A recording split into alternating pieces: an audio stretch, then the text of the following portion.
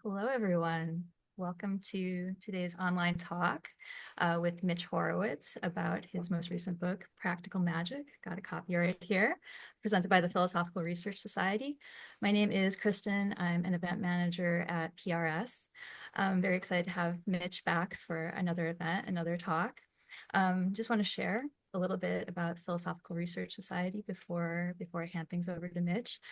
We were founded in 1934 by Manly P. Hall. Manly was a seeker first and foremost. He was an author, a prolific writer, lecturer, public speaker. He's the author of The Secret Teachings of All Ages. That's probably his most famous work. And he founded the Philosophical Research Society, which is located in the Los Feliz neighborhood of Los Angeles, California. We've been around for 91 years, going strong. These days, we are a very busy, very active arts and events nonprofit. We host a wide variety of events every month. We have a lot of in-person events here at PRS, and then we also have these online events, and we have hybrid events that are both in person and on Zoom at the same time. So if you are in Los Angeles, live in Los Angeles, or happen to be passing through, we would love for you to pay us a visit. Our entire calendar is available online at prs.org. We also have a really amazing research library here with about 30,000 esoteric books in it. It's really fantastic. So yes, if you're passing through, please do check us out. And yeah, if you're interested, if you're not in Los Angeles and want to see more, participate in more of our online events, you can find more information about that as well at prs.org. So we are very excited to have Mitch back. I'm really looking forward to, I have not had a chance to read this book yet, but I've got a copy and I'm really looking forward to cracking it open very soon. Mitch is one of today's most acclaimed voices of esoterica, parapsychology, and the unexplained. He's a PEN Award-winning historian whose books also include Occult America, The Miracle Club, Daydream Believer, Modern Occultism, Happy Warriors, and now Practical Magick. So I think without any further ado, I'm going to hand things over to Mitch so we can get started. Mitch Horowitz, welcome. Thank you for being here today.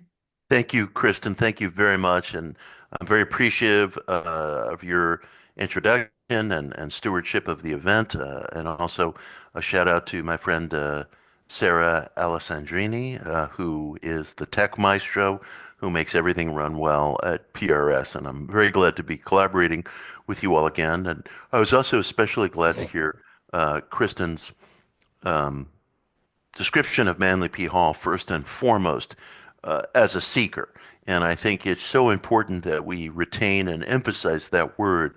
I wouldn't be doing the work I am doing today if it weren't for the example of Manly P. Hall. He was probably the first person through the influence of the secret teachings of all ages who made me understand that historicism of the metaphysical and writing about the metaphysical and the mystical, both in history and in practice, could be a vocation in itself. It had not occurred to me that any such thing was possible. Certainly, no such thing is at least in my younger years was possible within academia, a path I chose not to take, and discovering an independent seeker like Manly P. Hall who was writing in areas of history, practice, and also curating esoteric verities and ideas, and doing so again as a full-time vocation calling.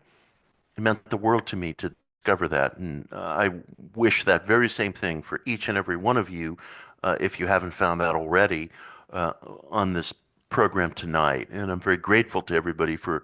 I'm saying tonight, of course, I'm in the East Coast. I'm very grateful to everybody for joining in this program and for supporting Practical Magick, which just published several days ago. I've been gratified by the response, and it's especially gratifying because when I set out to write this book, I really felt spent. I didn't know or feel that I had it in me to complete this book.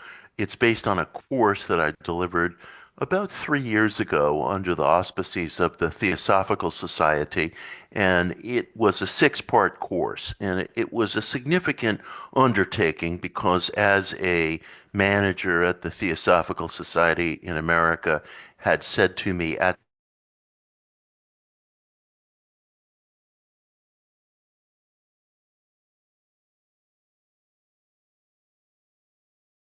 under the Theosophical Society's auspices since its inception.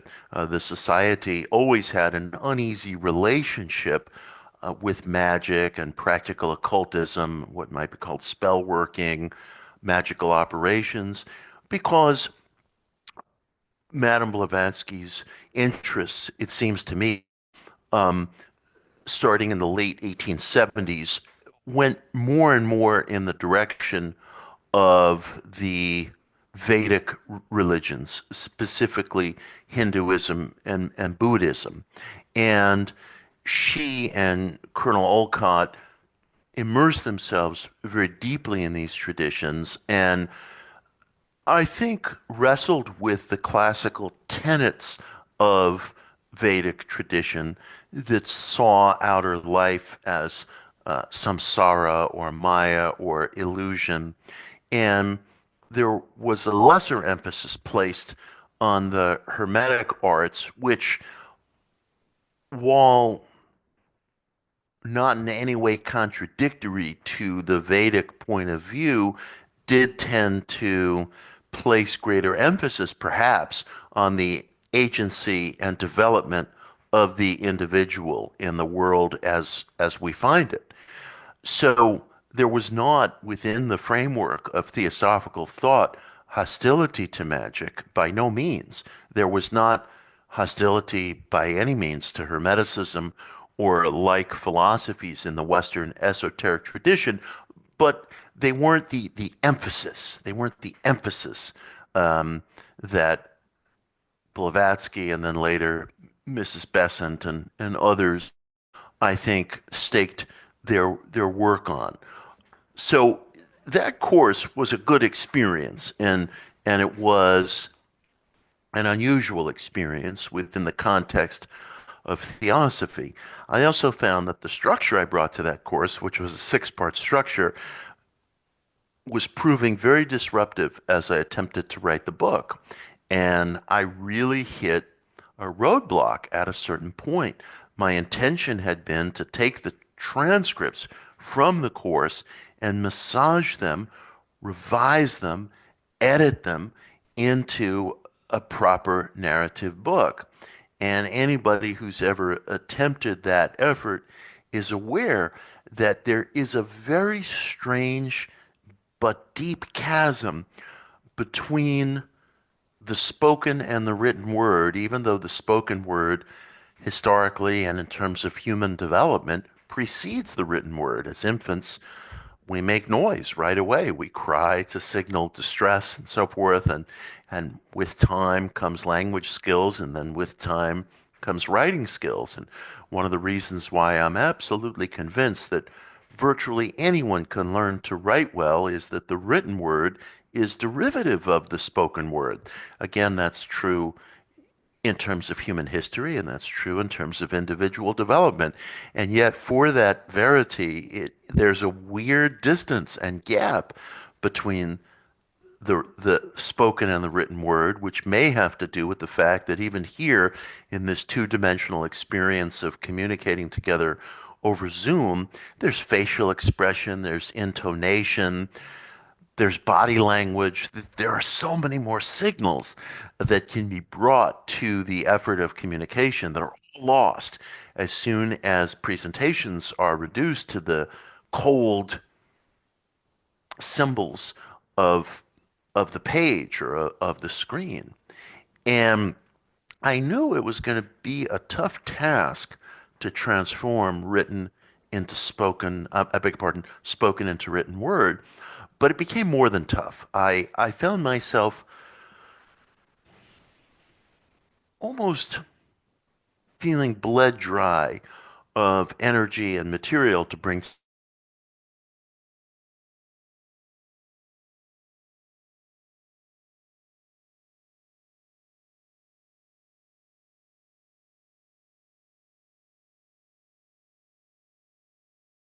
that I needed to completely throw out that six-part structure and allow the material to determine the structure rather than this inviolate vessel of the material. And I suspect this is a reckoning that a lot of you tonight have experienced, and it's important to pay attention to it. When you're dealing with a problem in life, whether it's a piece of writing that's not going well, whether it's a job that's not going well, whether it's a relationship that's not going well, whether it's a living situation that's not going well, go back to premises. Go back to premises because sometimes, as jarring as it can be, we need to shatter the vessel and then restart because it seems to me that the vessel sometimes can be the problem. It's not that you don't have the ideas, the solutions, the outlook, the values, but the vessel can be the problem. And it can be very scary to shatter a vessel because we think a vessel is going to make things easier. A foreordained vessel is going to make things easier. I've always wanted this kind of job. I've always wanted to be married to this kind of person. Whatever it is. We derive a sense of safety from the vessel and we don't want to give it up. But the shattering of the vessel is sometimes the only thing that will allow you to move forward. And that was certainly my experience with this book. Once I shattered that vessel, everything began to go well. And the responses to the book have been very gratifying. And they would be gratifying under any circumstance because presumably we all want to do a good job. But the fact that I felt so stuck at a certain point brought a certain poignancy to the matter that I was able to get past that. And I'll say one last thing about the writing process. You know, sometimes you have to do your best work under the gun. My publisher very graciously gave me a book contract not long after the completion of the course that I was doing, and he was very accommodating of me. In the interim, I participated in hosting a television show on Discovery Max called Alien Encounters, and that completely interrupted my writing schedule. And my publisher was very giving and positive, and and it reached a certain point where he said to me, "You're delivering this book," you know. So his dictum also provided me with the urgency to think long and hard about these issues. I see some questions coming up about the writing of the book, and I'm going to make time for exchange following the talk. And you can put those in either the chat or the question box, and Kristen will read them, and I will address them. So that's a little bit of a background on the process of writing this book and how it came to be and a lesson I derived from it. I always set out for this book to be a complete amalgam of the historical and the practical, with an emphasis on the practical, obvious in the title. And my North Star in terms of the ideas in the book versus the process of writing the book was a statement made by the legendary occultist and rocket scientist Jack Parsons towards the end of his life in 1952. Jack was a remarkable intellect, as many of you are aware. From his Pasadena headquarters, he not only became one of the most notable figures in mid-century rocket science, contributing to the founding of the Jet Propulsion Labs, who some speculate that Jack is memorialized in the initials of JPL for Jack Parsons Labs rather than Jet Propulsion Labs. I have no evidence of that, but it's a mythos that I like. But Jack was very distinguished as an engineer and as a rocket scientist. He was also, and for similar reasons, very distinguished as a working occultist. He came to believe, I think, very rightly and very correctly, as I'll allude to a little bit later in our talk, that some of humanity's earliest philosophies, including astrology, alchemy, spell work, prediction, prophecy, had embedded within them a kind of proto-science in which following certain methods led to certain repeat and inevitable outcomes. Now, I'm not entirely sure magic is always that way. Magic occurs, but it occurs amid many different laws and forces under which we live, and I see no reason to assume that magic, which I define as causative ritual,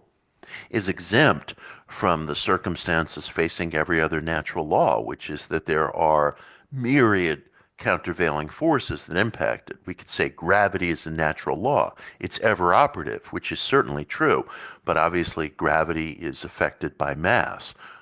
You're going to experience gravity very differently here on Earth than you will on the moon or Jupiter.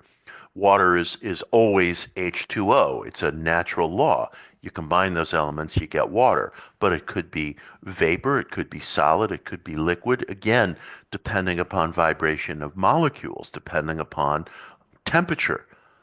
And you'll experience water as a completely different substance, whether it's the warm water of a natural spring or it's permafrost in the soil of the planet Mars. They're both water. But Jack, I think, very shrewdly understood that the attempt at methodology that ancient men and women were always attempting through the so-called magical arts were our sciences, of course, were our proto-sciences. There is no difference between astrology and astronomy to the ancients.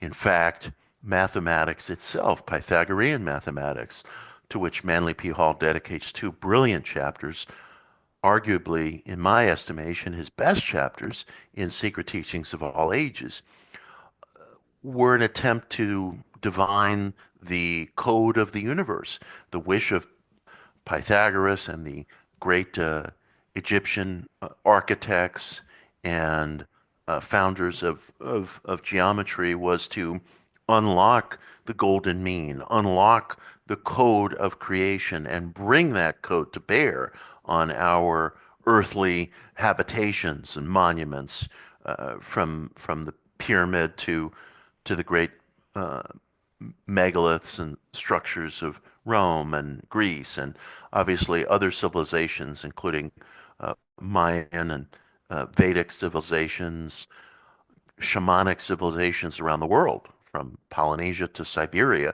had the same points of view. It's a universal perspective. So the magical arts and the sciences were not distinctive from one another in antiquity. They were the same thing. And Jack very shrewdly understood that very early in his career. And as such, he wanted to recreate the ancient arts and see if they worked, like a true scientist should do. And in many respects, I think he found that they did work. But he was also plagued by suffering in his life. First of all, he lost his security clearance from the United States government, so he couldn't work very much in the aerospace industry towards the end of his life.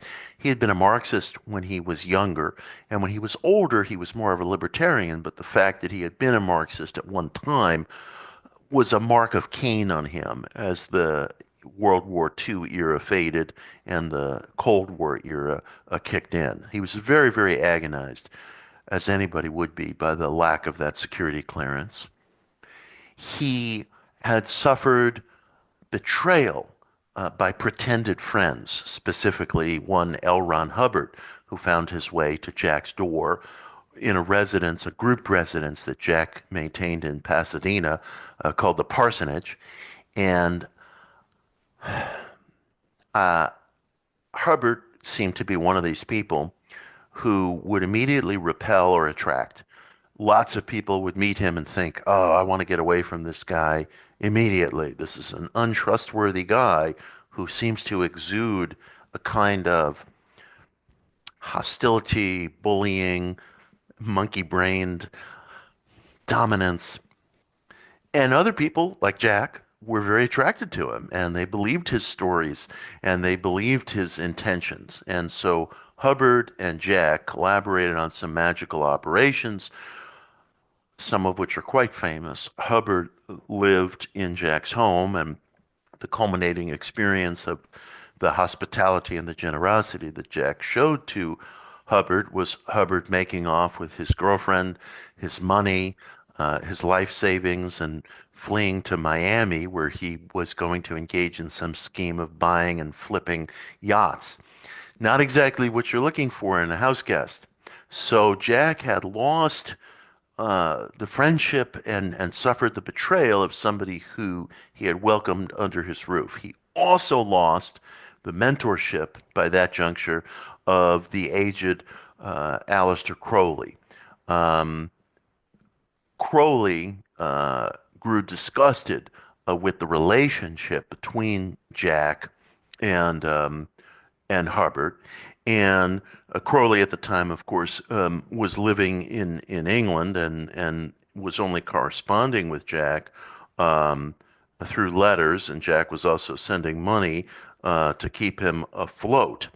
And uh, Crowley was already dead by the time of some of the events I'm going to describe, but he was around for a time in which Hubbard had sidled up to Jack, and he was still sharp in his wits well into his aged years. Crowley, even from letters alone, immediately identified Hubbard as nothing but a troublemaker, and Crowley wrote to his German deputy, a man named Karl Germer, who had survived the experience of being sentenced to a concentration camp during World War II because of his activities on behalf of Crowley.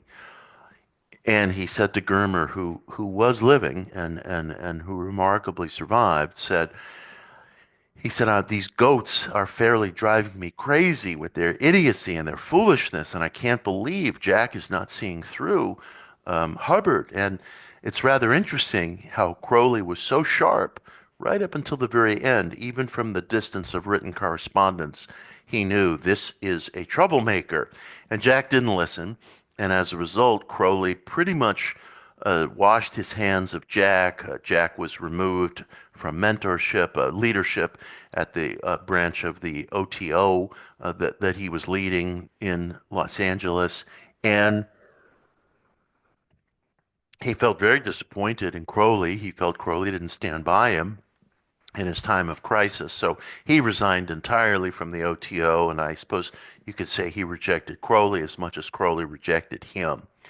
So here was a man who lost his security clearance to do his work, who had been betrayed by someone who he saw as a confidant and friend, who had lost the mentorship of his valued and now dead um,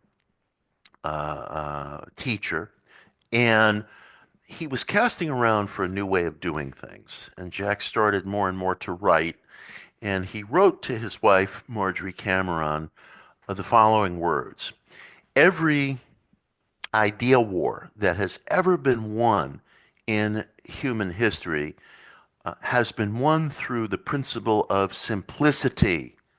And at this point, magic does not have it." Soon after writing those words, Jack himself died. He was killed in a pyrotechnics explosion in his garage laboratory.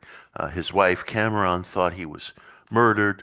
Others deemed Jack's death an accidental due to accidentally blowing himself up through pyrotechnics that he was creating for a Hollywood special effects company. Again, he was not able to work as an engineer, at least at the level that he had been, so he had to take on jobs, catch as catch can, for money.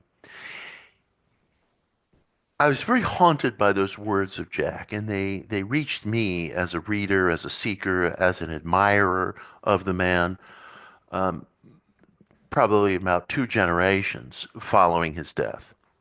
And my wish in writing Practical Magick was to pursue that thread of simplicity that Jack felt was missing from magic. It spoke to my heart because as a seeker, I have felt, perhaps as some of you have, an aversion to the thickness, the liturgy, the ceremony, the complexity of certain magical rituals.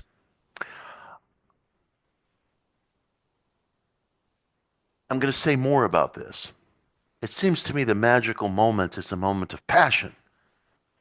And the irony of magic and of all traditional religion, it seems to me, is that ceremony, song, hymn, prayer, liturgy, the congregational experience, that is used to drum up passion. But for me, and maybe for some of you, it bleeds passion. I don't respond to it. I grew up as a child in a traditional Jewish household. I had an Orthodox bar mitzvah. I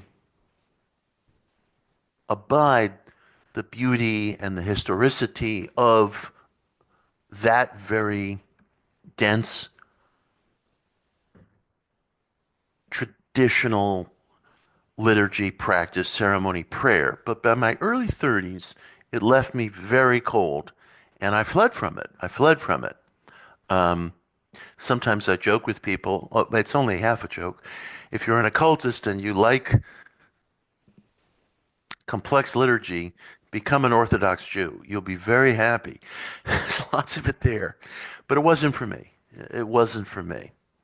And it was odd in a way because Crowley, he captured so much in the way of this wild, impassioned breaking through the paradigm of ordinary intellect and ordinary life. You see that in his channeled text, the Book of the Law, which was channeled across 3 days in Cairo in April of 1904. These sessions that made up the Book of the Law, arguably the most influential occult book ever written, they were just 1 hour sessions. They were very brief. And yet later in Crowley's career, he opted for the very thick liturgy and memorization. Some of it very beautiful. Some of it, I think, received from a higher source of intellect. But again, for me, very disrupting of the passion, the urgency that I think is at the heart of the magical appeal. And so earlier in my career, for example, and this continues today, I've always been very interested in New Thought, the mind causation philosophy, for the very reasons I'm describing, for its very heterodox simplicity. I don't care for the theistic language that it employs. That's not my point of view. Abrahamic language, Judaism, Christianity, Islam, today, that is not my point of view. There's a childishness sometimes in New Thought, and I've suffered that, and I've critiqued that. And yet, that every day, every man and every woman metaphysics seem to me to harbor within it some of that employment of passion that I thought was being bled out of magic through density of ceremony. So that's among the reasons Jack's statement reached me so deeply and so fully. And so I set myself the task in the book of boiling down the constituent elements of magic to their core essentials. And in this talk, I'm going to give you several exercises to attempt, if you wish, that I think abide these core elements of magic, which I'm going to describe in just a moment.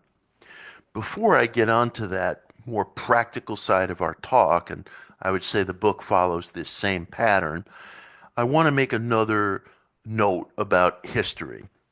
It seems to me that magic, what I define as causative ritual, has been present in the human situation from time immemorial. And I would go one step further, and I'm going to explain this very carefully. The magical effort is part of pre-human history as well, by which I mean it is part of the life and the culture of pre-sapiens, of Neanderthal beings, Neanderthal men and women. Not exactly human, very, very close in nature to us.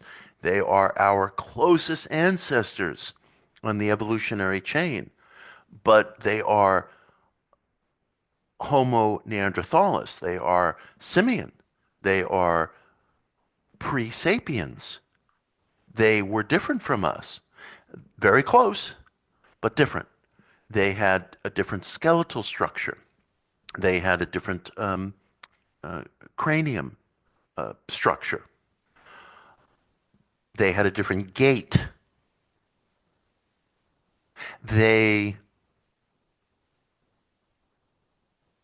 very possibly, we don't really know, presumably mated with Homo sapiens, and here we are today. But that's theoretical.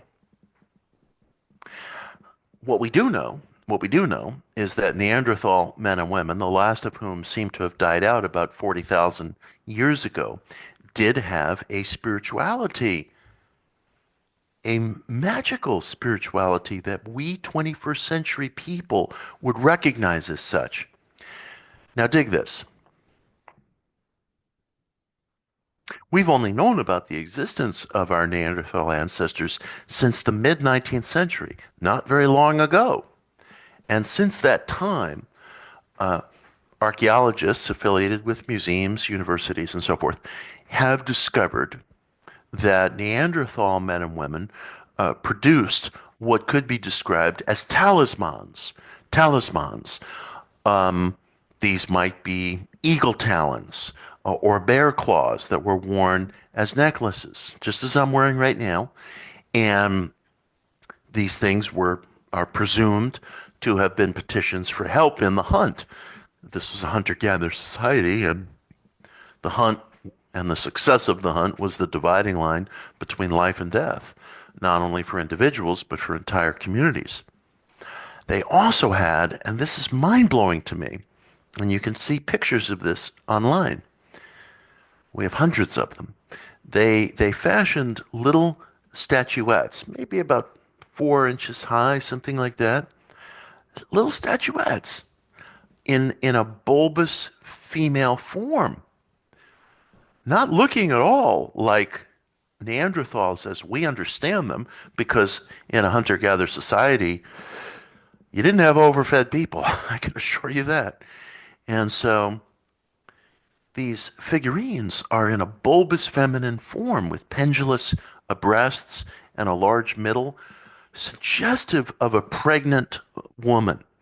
And in the mid 19th century, archaeologists started calling these things Venus figurines. Of course, Venus being a goddess that wasn't emergent for many in the form that we recognize, was not emergent until many, many millennia later, but tens of millennia later.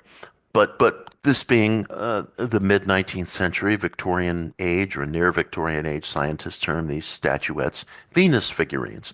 We have hundreds of them in museums and universities around the world. And it's presumed that these were fertility talismans. Again, very different in appearance from men and women in a hunter-gatherer society who were, if anything, underfed and undernourished a lot of the time.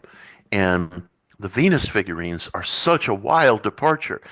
They remind me a little bit of those beautiful, big, chubby statues of Buddha or Budai that started to appear in the 11th century in China. The big grinning Buddha, fat, happy, as a symbol of good luck. They were not dissimilar. They were not dissimilar. And the presumption that these were fertility statues demonstrates that even our pre-human ancestors sought petitionary relationships with extra-physical entities. I was going to say non-human intelligences, but the Neanderthals were non-human intelligences. and shows you can't use these words too fast and easy. And I was so moved by this, I cried, when I first discovered this fact, because think of it. Think of it. Here we are meeting over some sort of digital magic of zeros and ones arranged in a particular order. Talk about magic in the 21st century. And stuff that we do. I'll bet half of you are wearing talismanic necklaces, is identifiable in our pre-human ancestors. What a beautiful, beautiful connection. What a beautiful, beautiful connection. And it seems to me that what this tells us, in addition to the intrinsic connections between life forms on our planet, bipedal life forms at least, and probably all life forms, what this tells us is not only that we had a shared set of interests, but it validates the spiritual appeal, the extra physical appeal, as revelatory and true. Because it can't just be a matter of social conditioning, right? Neanderthal men and women had a very different set of cultural concerns, social concerns, than we do, or than our ancestors in antiquity even did. And it can't just be brain biology, the oft-heard argument that it's just this and that neurological area lighting up in the brain, which I think fails on several levels, but this adds a historical failure, which is that presumably Neanderthal men and women had a different brain chemistry than we do. They certainly had a different atmosphere in which intellect functioned, and they had a different sized cranium. Their brain biology was different. It's simply a fact. So it can't just be conditioning or TED Talk style brain biology. I swore I'd never get one of these TED Talk headsets, but I gave in. I was asked to improve the sound, so I gave in. But that's as far as TED Talk stuff is going to go on this presentation. The whole neuroscience is destiny thing doesn't explain spirituality, and it fails on several levels. But it fails historically, and I work as a historian because we're seeing activity among our Neanderthal ancestors that is so like our own. It's uncanny. It's uncanny. And if you trace the magical effort through later stages of antiquity, it's ubiquitous. You find it in scripture. One of the things I write about in the book is that in the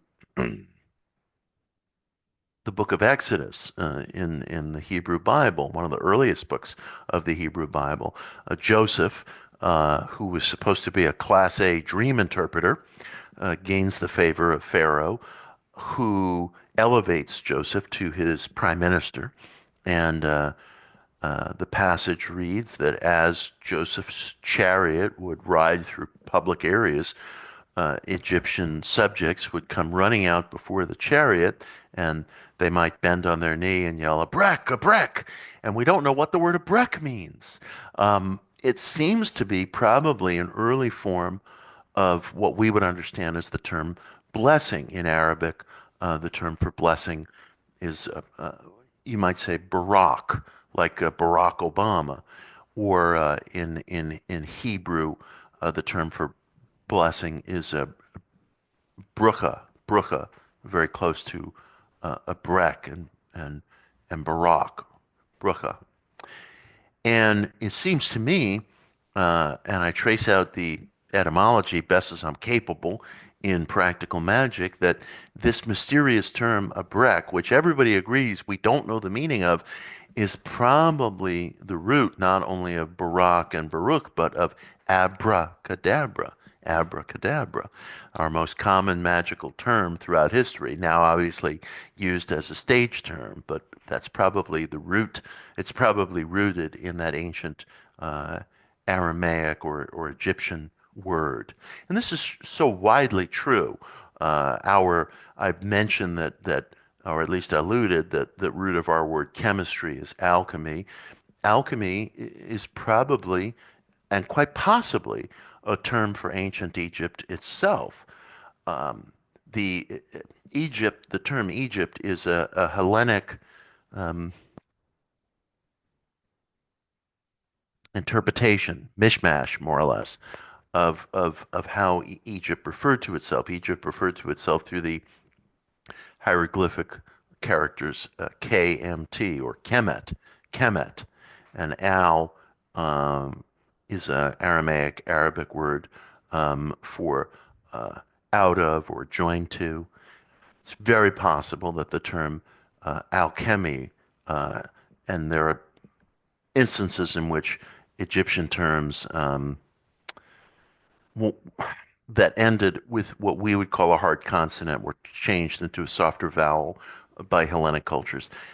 Alchemy, alchemet, is probably out of or from Egypt, the Black Land, as Egyptians referred to themselves.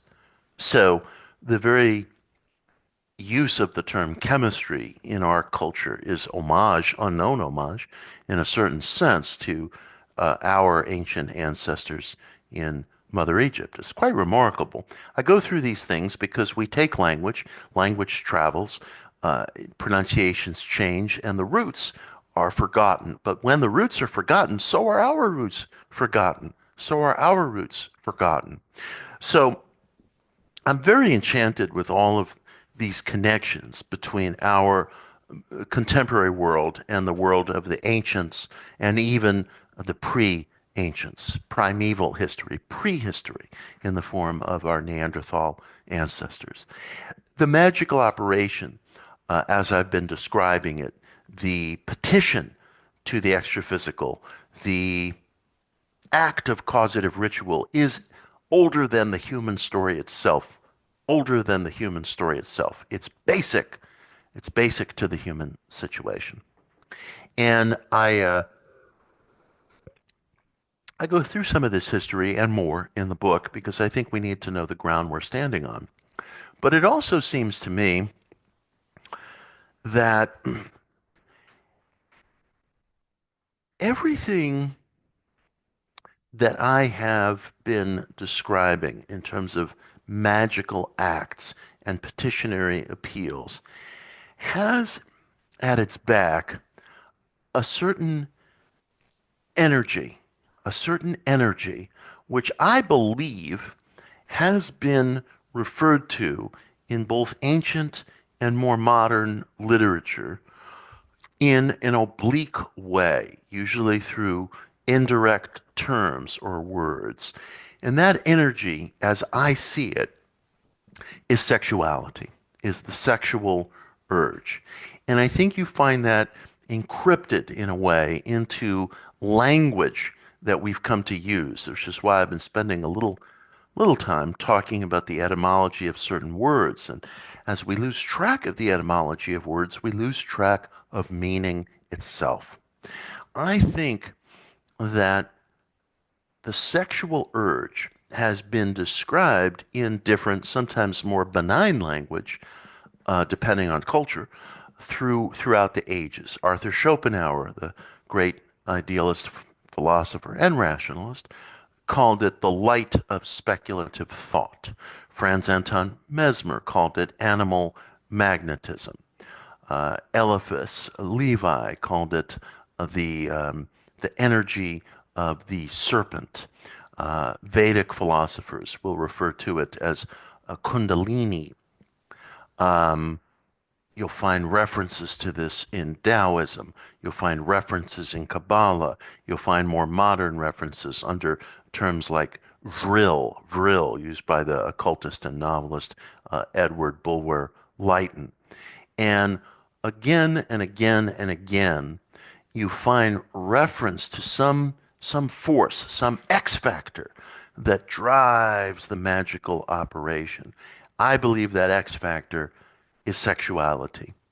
The other element of the magical operation that I think contributes to its results, if there are going to be any results at all, is a clarified wish.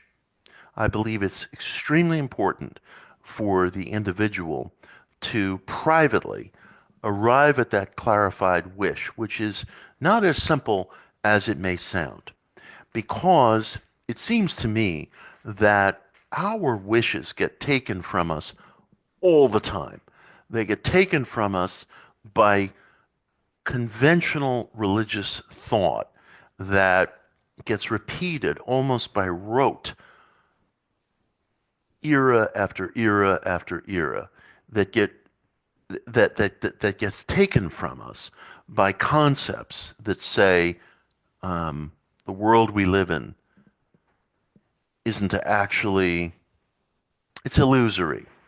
It's not of any ultimate value. Again, as I was alluding earlier, it's Maya, it's samsara, it's illusion. What matters is what you can't see. What matters is the invisible. That we become hungry ghosts, getting caught up in chasing goodies and baubles, soap bubbles of the outer world, which we grab at like a little kid grabs at candy, stops crying for a little while. Then when the candy is gone, the kid starts crying again. You know, we've all heard this familiar critique. Not only is it familiar, it's been historically reasserted over millennia, although it reaches us in language that is not our own. It reaches us in translations of translations of translations, and then it gets repeated over and over and over. We see this happen all the time on social media. How many times does somebody on social media just reach for some off-the-shelf term or concept that all of us have heard of, that usually includes the phrase the universe, and then just tells us what to do. You know, you're not supposed to want this. You're supposed to want that. You're not supposed to be concerned with personality, whatever that is. You're supposed to be concerned with essence. You're supposed to be concerned with non-identification. You're supposed to be concerned with non-attachment. You find this in Christianity. You find this in Buddhism. You find it in many faiths, many perennial faiths. I question it. I question it. We often hear on the path that the seeker must verify everything for him or herself, but what that usually amounts to is the speaker is telling you to, go away, verify that everything I've said is right, and then when you've done that, come back. And if you come back and you haven't done that, go away again and try again. And keep trying, until you come back and have verified that I'm correct. I reject that. I reject that. Who is the person saying that? Does he or she read ancient Sumerian? Or is picking up ideas in translation of translation of translation, just like I am? Has he or she have experiences that can be summoned right here and right now? One of the things I disdain in our spiritual culture is the way in which you run into somebody at a party or at a reception or before a talk, and they immediately want to start telling you about their experiences, like somebody showing you their vacation photos or describing to you their dream. Who cares if that can't be summoned right now? Why am I bothering someone describing my memories of something that happened to me? Maybe it occurred. Wonderful. But is that available right now? And does that lend authority to the speaker to tell you what you should want and what you should think?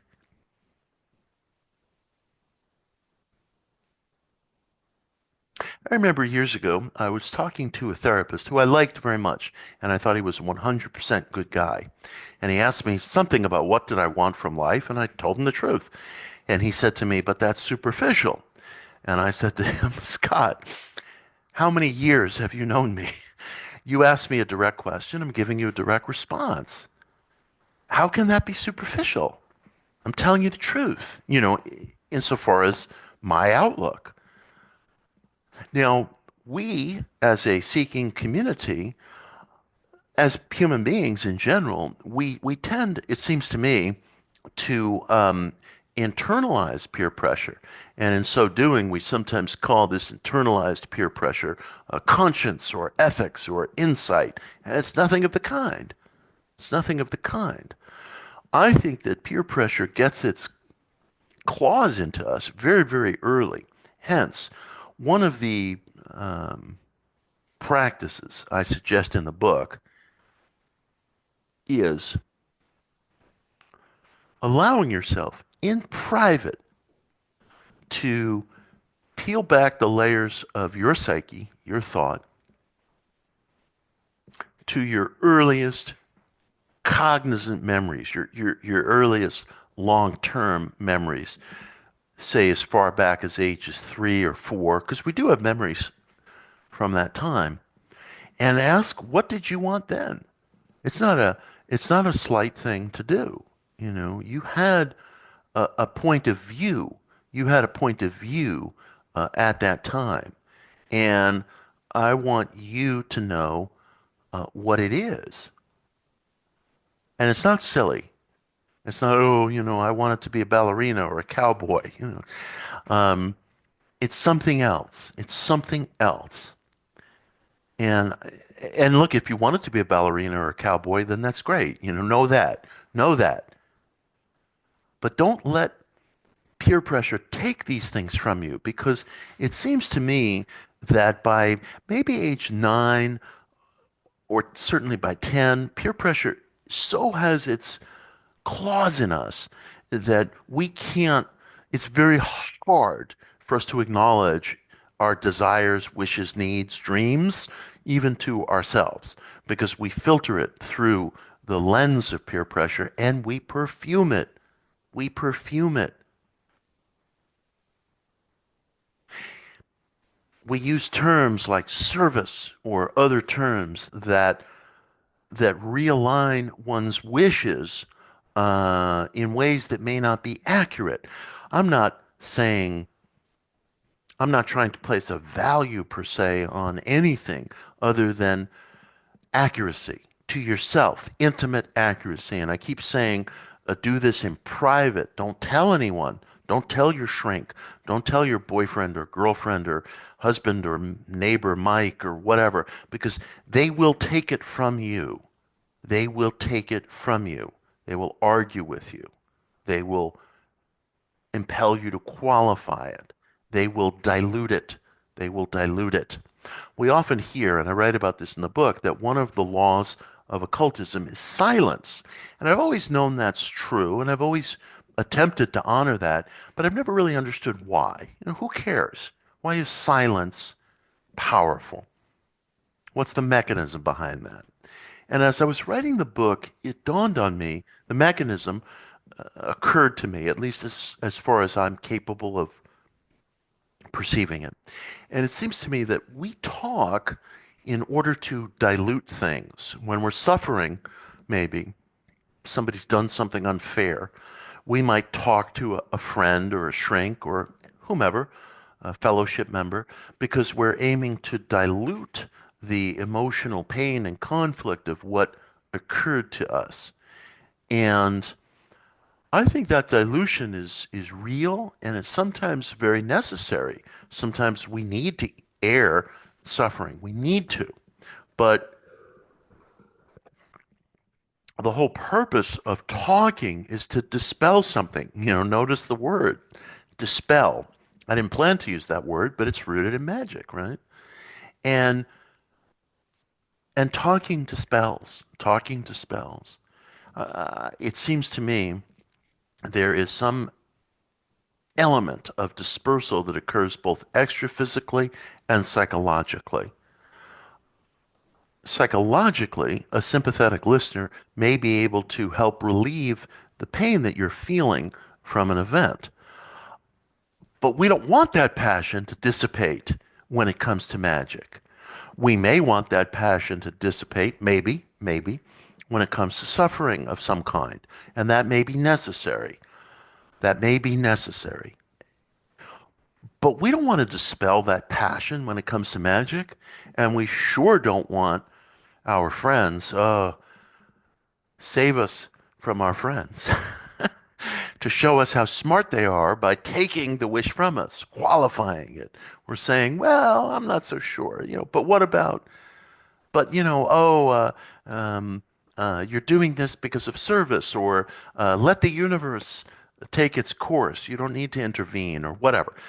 I'm not interested in that. I'm interested in the truth of your wish because I believe that focus, passion, persistence, sexual energy, and ritual put you on a pretty good track to accomplishing what you want. And lest there be any question about what I mean about words like accomplishment or achievement or what have you, it's all one thing as I see it. It's all one thing. Why should you or I or anybody else have to declare a difference between the so-called inner and the outer, the so-called higher and the lower? It's all relative. Everything that we describe, we speak in terms of time, we speak in terms of the universe, we speak in terms of things that we experience as reality. They're all just concepts. They're all just measurement. Time, what is time? Time is a device that we use to measure reality. We don't fully understand time. Even concepts like up and down, they're meaningless. They're meaningless. If I said up and point up, well, sure, we're all having a common understanding of what that means, but my up is not the up of somebody um, on this program this evening who's in Australia or New Zealand or Papua New Guinea. They got a whole different up, and their up is every bit as real as mine. And gravity and all the natural laws that we're talking about, they're terms, they're words that we use to measure things. I don't know what gravity is. Gravity is mass being attracted to itself, it seems to me. It's extraordinary and it's bizarre. Why is mass attracted to itself? Well, we wouldn't be alive in the way that's familiar to us if that wasn't the case, but that's a description, not a reason. So it's very important to me that we not get overly hung up on language, on familiarity. As I often say, familiarity is not truth. Familiarity is not truth. And a ritual that you undertake that brings you something uh, may very well succeed, requires no explanation to anybody, and anybody who expects an explanation is just using conceptual language. Show me ego. What is that? Show me personality. Show me essence. Show me inner. Show me outer. Show me attached. Show me non-attached. A teacher of mine who's now dead used to joke when we do something, manifest something, and we like it, we say, oh, that must be essence. And then when we don't like it, we say, oh, that must be personality. These are our hapless definitions in a way. So my wish is for a very finely defined notion of what you want, followed through by the causative ritual and approached with the warranted belief that it's going to work. Something is going to occur. It may not always be exactly what you want. It may not always be evident. It may not always be obvious, or something may not occur because there's a lot of countervailing laws and forces that we live under, as I've been describing. And these countervailing laws and forces, they have a claim on reality too. They have a claim on experience too. So it may be that it's the wrong time or something else is going on that needs to be dealt with. Or there may be cases in which countervailing forces are just overwhelming. If you're living under circumstances of warfare, that's overwhelming. The only law, it seems to me, is the law of survival. And if you're living under circumstances where your town happens to be located next to a active volcano and that volcano goes off, that's overwhelming. Again, the only law, it seems to me, becomes the law of survival. If you don't have clean water to drink, if you don't have good food to eat, if you're living under war or natural disaster, those are overwhelming countervailing conditions. This is why I never speak in terms of law of attraction or things of that nature. Not because I'm I'm averse to these things, but because I don't think that captures the complexity of laws and forces under which we live. A law of mental attraction or psychical attraction, it's not the only game in town. If it were the only game in town, it would provide almost a sole contradiction to natural laws as we experience them. A truth may be an ultimate truth, like consciousness may in fact be the ultimate arbiter of reality, but that truth is still conditioned in the world that I live in as we experience it. And you will find this expressed very plainly and very clearly in the fragments of Hermetic writing that have come down to us today. Ours is probably the first generation that has quality English translations of late ancient Hermetic literature. Fragments of it, fragments of it. And this late ancient literature states very plainly, I think, in the words, the translated words of our own ancient ancestors, in this case from Alexandria, where most Hermetic literature was produced in late antiquity, who say, yes, we do create as above, so below, or as Western scripture puts it, God created man in his own image. So it stands to reason that you, the individual, create, but you and I must abide the natural structure that we live in, even if it's not ultimate truth, even if it's not ultimate truth. So let's get down to the nitty gritty, because I want to give you practical exercises that you can employ almost immediately to test my thesis of whether magic can be boiled down to its absolute essentials. In light of what I've described to you, um,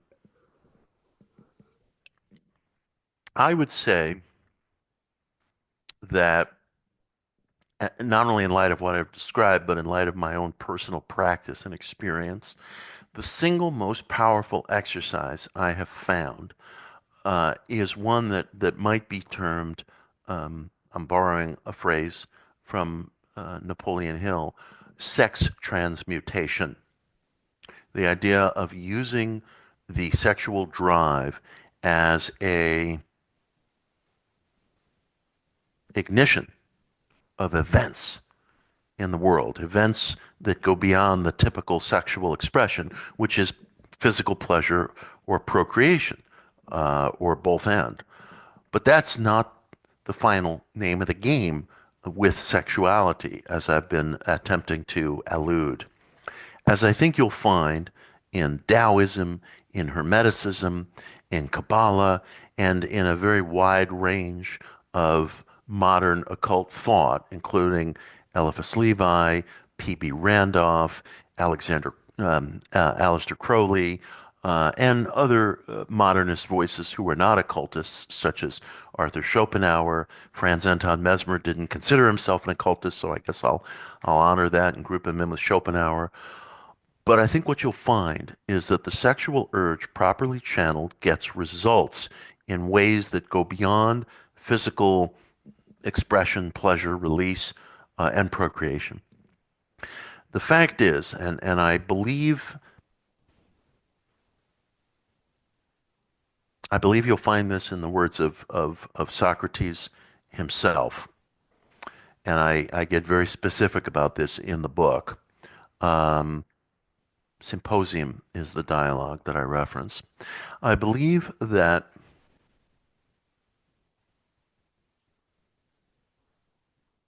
the sexual urge is the expressive urge of life itself seeking replication. We experience this through procreation, but it exists everywhere and all at once. It's one of the most abundant and overlooked natural laws, it seems to me, or magical laws, if I may put it that way, uh, in, in, in, in human expression from its earliest stage up to the present. And the harnessing of this sexual energy is simplicity itself. So here it is, and it's something for you to try. When you experience the sexual urge, sexual desire, Again, the usual way of satisfying that is through physical release. And what I'm going to describe to you doesn't in any way require abstention from sex. Um, I was saying this the other night to Duncan Trussell on his podcast, and Duncan said, "Oh no, don't tell me I can't jerk off anymore." And, no, relax. I'm not telling you that. You don't have to worry about sexuality or jerking off or anything else. You're not going to change your sexual life, other than for the better, I suspect.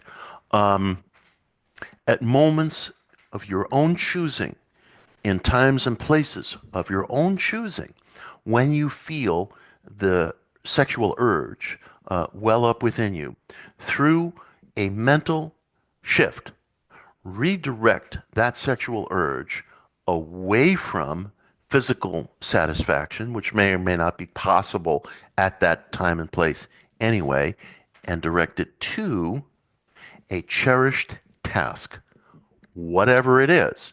Maybe a creative task, the completion of a work of art. It may be a very ordinary task, like, dare I say, completing your taxes. It may be a household task. It may be an athletic task. It may be a job interview. Whatever it is, redirect through a mental shift that sexual urge towards the task at hand, and you will find that you bring greater acumen, intelligence, enthusiasm, creativity, charisma to the task that you are attempting. Think about this. It seems to me that salesmen and actors are doing this all the time, all the time. When you look at an actor in a role, even if that role has no overt sexual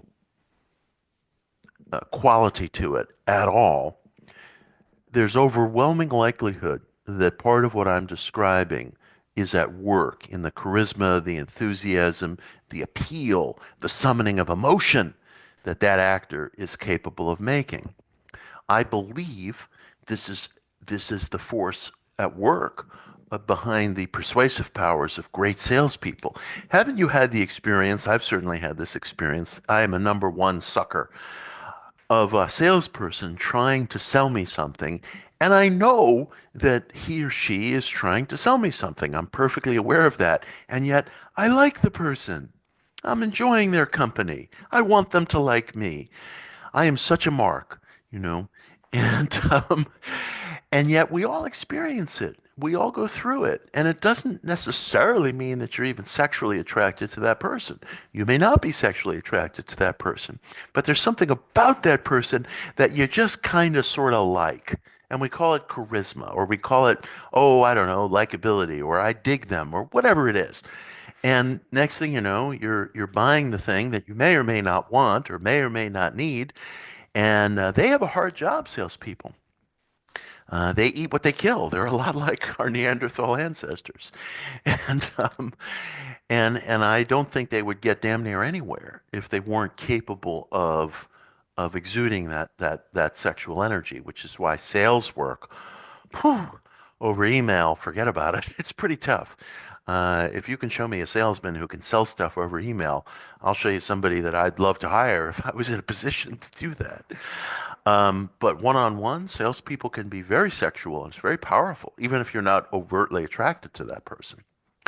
I really want to ask you to make this effort. I think this effort has been experimented with and validated by a very, very wide range of extraordinary intellects, some of them not really known to have even necessarily existed, like Socrates, who comes to us through brilliant insight into the human situation, others of whom who are very recent and who very definitely did exist, ranging from P.B. Randolph to Wilhelm Reich to Aleister Crowley.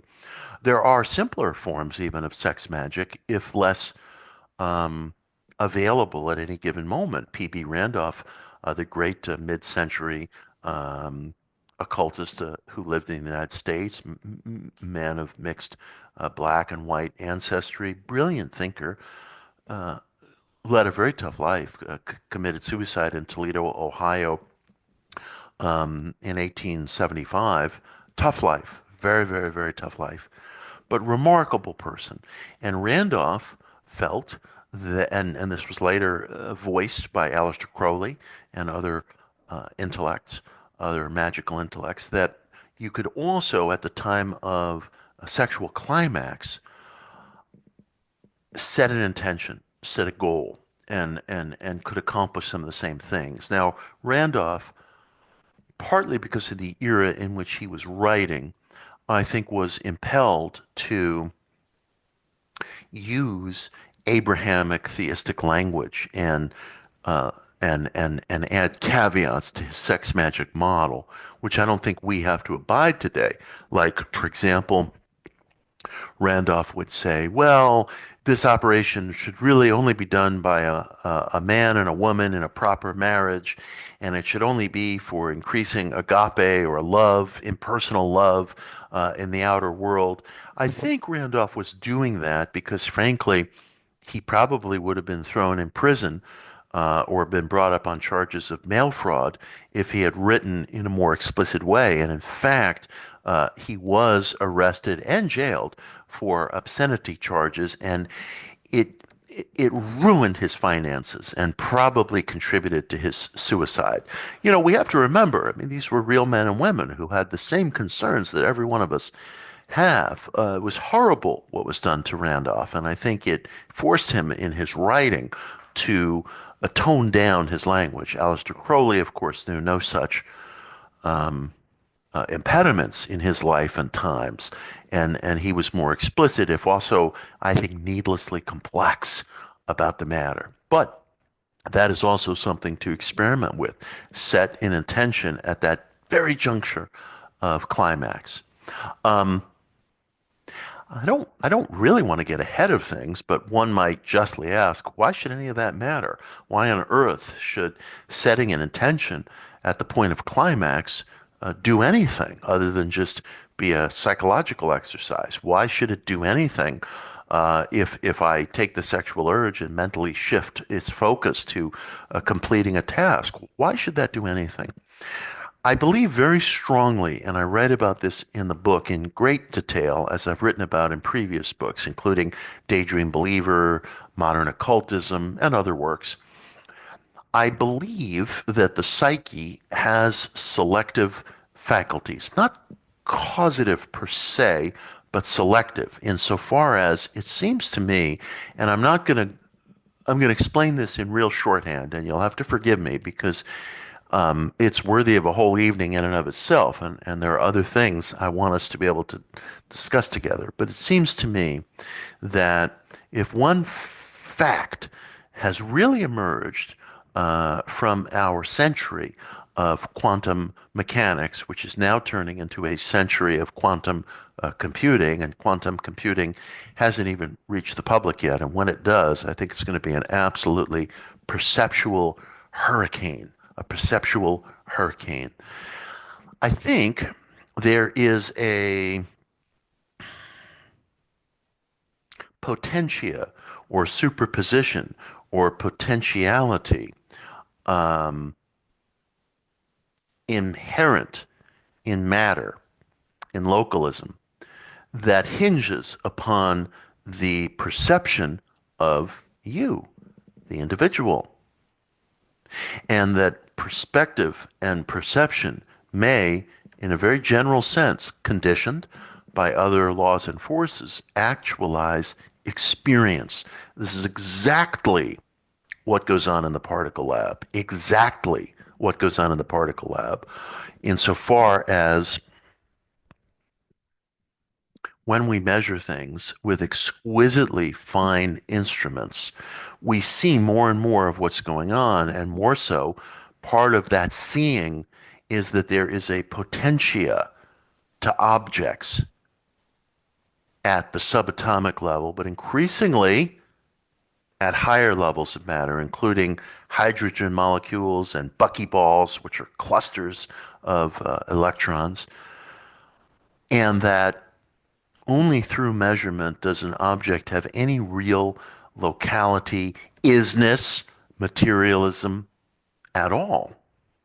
And more, um,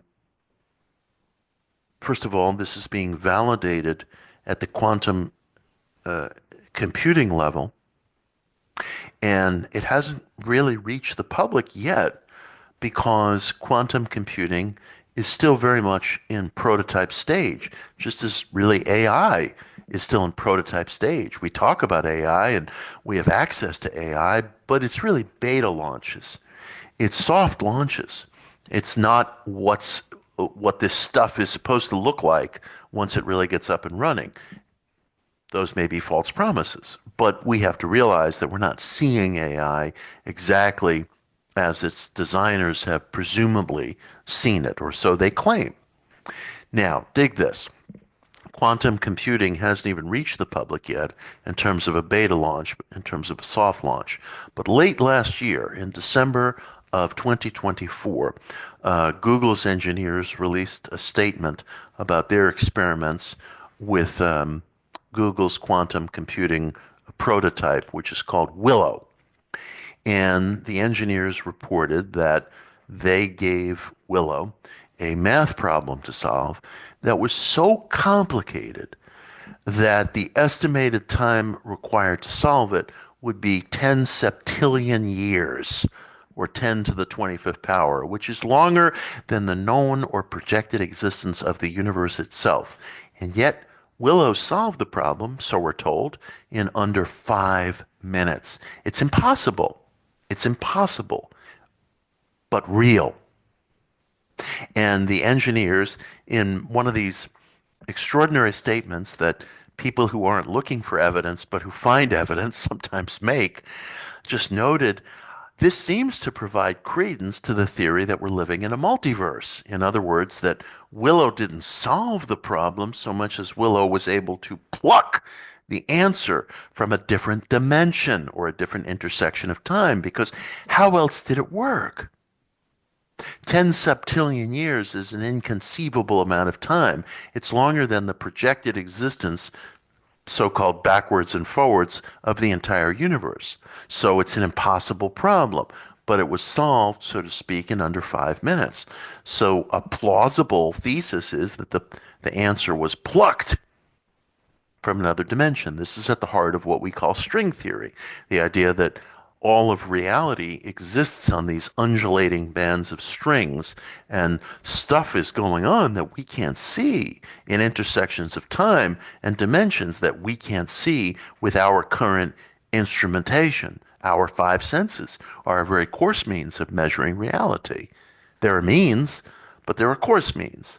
And yet we have this quantum entanglement, which nobody can explain, which exceeds light speed, which is what Einstein somewhat derisively called spooky action at a distance. Well, string theory is a conceptual model intended to explain that. My contention is that our five senses, so to speak, our conventional five senses, of course, we have more than five senses, which ESP data alone tells us, something I write about in the book. But our conventional five senses, well, what else are they but instruments of measurement? Taste, touch, sight. How far away is that? Does this taste good? Is this too hot to touch? Is it cold out? I better get a coat. We measure things. How is that different from the tools of instrumentation used in the particle lab? It's really not. How is a photometer different, from my eyes? Well, a photometer interprets, my brain interprets. There's a raw reality there that any materialist should love. Um, but the fact is, you can't be a materialist and maintain your integrity by saying, that's right, right, we're moist robots. That's exactly right. Your eyes, complicated photometer, no different. Okay, fine. Look what the hell a photometer is doing. It actualizes particles where they weren't because someone took a measurement. Doesn't it doesn't it stand to reason that our five senses may be the same? This may be a logical necessity. So when I talk about selection, wish, the sexual act, this passion, this impassioned focus, I'm not speaking in these cute metaphors. I'm trying best I can to describe what's going on in my experience as a seeker. And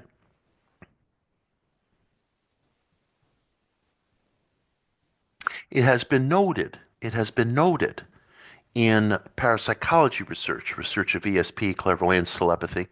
This is attributable to my intellectual hero, J.B. Rhine, who pioneered the Zener card tests in ESP at Duke University in the late 1920s, early 30s. J.B. made the observation, again, it wasn't evidence that he was looking for, but he just happened upon it. He made the observation that the emotional state that best produces occurrences of ESP is conviviality, enthusiasm, uh, a positive mood. And that he said he noticed that when a positive mood prevailed in the lab, results would spike. And that when boredom or fatigue set in, results would dip. And then if the test subject went out and had a cup of coffee, had a smoke, what have you, came back in, the results would spike again. In fact, this may make some of you very happy. He drew a direct correlation between ESP occurrence and ingestion of caffeine. So if you're addicted to caffeine, like I am, good. And and what is the sexual act but that moment of ultimate wonderful relaxation, which we sometimes look. Sexual climax is such that it is mysterious. It suddenly the weight of the world, the weight of our psychology is lifted, albeit momentarily. And I think that's one of the many reasons why the sexual act is so. Look, wars are fought over it. Wars are fought over it. It's one of the reasons why the sexual act is so valued by all of us. It's just that we use it too narrowly, it seems to me, and it occurs to me that rather than using sexuality, the sexual climax or urge, as a way of throwing off the weight of the world, bring in, allow in that which you want. That may have a very important, valuable, selective focus, which is why sex magic and sexuality is so critically important to magic.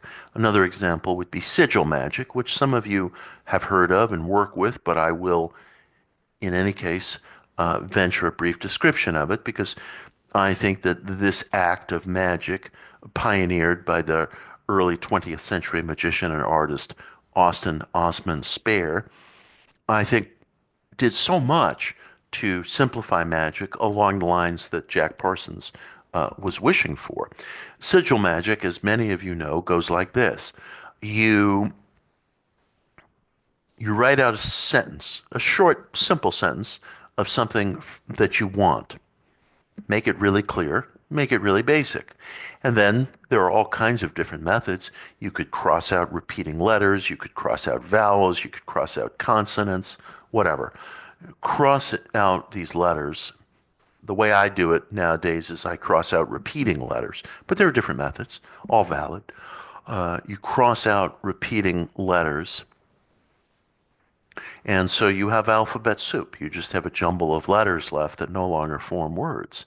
You then take those letters one by one and you create a sigil around it, which is sort of a magical looking symbol.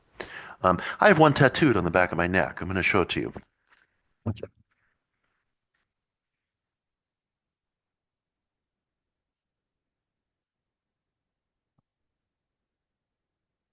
I don't know if you all could see that, but and then you make it into a magical looking symbol. The way Grant Morrison puts it that I really like is, make it magical. Have some fun with it. And then the idea is you bring yourself to climax over that symbol. Now, there are different ways of reaching this climax, so we're told. You can do it through dance, you can do it through meditation, you can do it through drugs if you take drugs, or you can do it through jerking off over the symbol. I can assure you, 99.9% of the human race does it through that last method. So go right ahead. But if the other methods speak to you, then use them by all means. But bring yourself to climax over that symbol. And then the principle goes, forget all about it. And this is sometimes called chaos magic, and I like that term because it comports indirectly with chaos theory. And chaos theory teaches that it's sort of a system theory. If you if you make one particulate change to a system, you necessarily change everything. The ripple effects are demonstrably dramatic. And that is true. Look, for those of you who are programmers, I don't need to convince you that that's true. You know it's true. It's part of your everyday work. And it's quite remarkable. So you could practice sigil magic, for example, and you could be an atheist, you could be an agnostic, you could be a materialist, but you could agree with me that the changing of one aspect of experience necessarily changes everything. We don't really know where that's going to go. We don't know where that's going to go, but it's going to go somewhere. I think that's how Anton LaVey, an underrated magician, saw magic. Anton was neither explicitly atheistic nor explicitly theistic. He was too flexible in thought to belong with totality to either one of those categories. But he did prescribe ritual quite a bit. He didn't belabor questions of spirituality versus materiality, but I think he understood implicitly that the performance of the ritual itself was enough to set in motion this chaos ripple effect. Now, one of the tenets of sigil magic with which I have personally wrestled is that once you perform your ritual, you're to forget all about it. The outlook goes, and this is something specifically that Anton LaVey referenced, that the idea of the ritual, in this case, if you're reaching sexual climax, let's say over a sigil, is that it should burn all the passion out of your system, burn all the passion out of your system. And if that doesn't happen, then you go back and you repeat it until it does happen. And if you find that you're having difficulty forgetting about it, kind of washing your hands of the wish and allowing yourself the confidence or the satisfaction that it's been attained, he said, and I think this is valuable, the creative act can help you forget. The creative act can help you forget. Embark on something else. Why is it important to forget? I'm not always sure I've agreed with that. I suppose you could argue that it's important to forget about the wish because you don't want to dilute it. It has something to do with silence. I think you don't want to keep belaboring it and turning it around. You want to provide as little psychological architecture as possible so that the effort, this particulate change that you've made in the world, the effort can unfold in as unimpeded a fashion as possible. Um, I'm not certain that I'm convinced of that, but I honor that point of view. And if one wants to abide that point of view, then I think Anton's advice is good. Engage in a different creative act. It seems to me the only thing that ever saves us from suffering, and I look, some people would argue with me about this because this may contradict elements of Vedic thought, elements of Abrahamic thought, but it seems to me the thing that resolves suffering, and sometimes suffering is good. I mean, conscious suffering has a place and a role in, I think, paying for a person's existence. I think paying of debt, broadly defined. But substitution, that something else that comes along. I can remember instances, and I'm going to speak very plainly with you. I remember several years ago, um, I suffered an unrequited crush on another person, and I was crazy, crazy, crazy, crazy in love with her, and it was completely unrequited, and you know what a fool and what an idiot, you feel yourself becoming when you're in that situation, but there's not a damn thing you can do about it. So fighting it is even stupider, and I knew this was going nowhere, and I would do tarot reading after tarot reading, to see if there had been some change in the weather, and that too reached the point of just pure idiocy, where it's like, look, at a certain point, the death card means what it says. and it's foolish to keep trying to wring water out of a stone.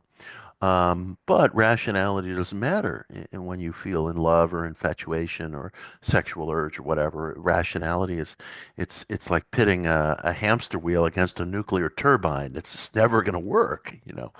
And so by, I don't know, by happenstance, by design, whatever, I met someone else. And this other person um, was someone who I immediately fell very infatuated with. You know, I'm that way. And she drove me crazy. Very manipulative kind of person. But I was glad because even though I was getting driven crazy by the new manipulative relationship that I was in, it helped me forget the old one, and I've never looked back on it. Now, that relationship too gave way to a much more positive and healthy and good relationship, but it was necessary and it was a helpful bridge because that act of substitution eased the pain that I was feeling and the attachment that was going abso-fucking-lutely nowhere. And I'm sure many of you on this program tonight have had similar experiences. I guess what I'm trying to get across to you is what Anton LaVey was saying, which is that if you perform the magical act and you abide the idea that forgetting about the wish when you're doing sigil work is necessary, if very unnatural and difficult, substitute something in its place. Embark on a new creative act that may help with the forgetting. I want to give you another exercise, and I'm trying to be mindful of the time because I could stay here forever, but you know, you guys may have children to pick up or other things that are necessary. But I do want to give at least one more exercise before I start to open things up to exchange. I've referenced earlier the selective capacities of the psyche, the realizations that not only quantum mechanics, but now quantum computing are bringing to our world. I tell these career skeptics, if you're sick and tired of woo-woo people like me talking about quantum mechanics, rest easy. You'll never hear about it again. I'm going to start talking about quantum computing. And once that train starts going, nothing is going to stop it because the realities that quantum computing is going to unfold to us, I suspect, are going to hasten the demise of uh, philosophical materialism and strict physicalism in such a way that these things are going to seem as anachronistic as, you know, whalebone corsets by the time the next generation starts to rise. Um, One of the things I've been very interested in is whether we, as a seeking public, are capable of translating insights from material, let's say, to cognition. What's the bridge? What's the bridge between uh, uh, uh, uh, the material and the cognitive in terms of the observations that I'm sharing with you? I would say perhaps the bridge is not even necessary. Perhaps the bridge is intrinsic because the two topics are one and the same insofar as observation localizes. But one of the efforts that was made to draw out some of these extraordinary quantum realities into the field of cognition was undertaken by a clinical psychologist at Cornell University, Darrell Bem, who I've written about quite a bit and who I admire hugely. Bem in 2011 issued a paper that was the result of a decade-long study into precognition and into what is called retrocausality, the idea of events and things and stuff traveling backwards in perceived time.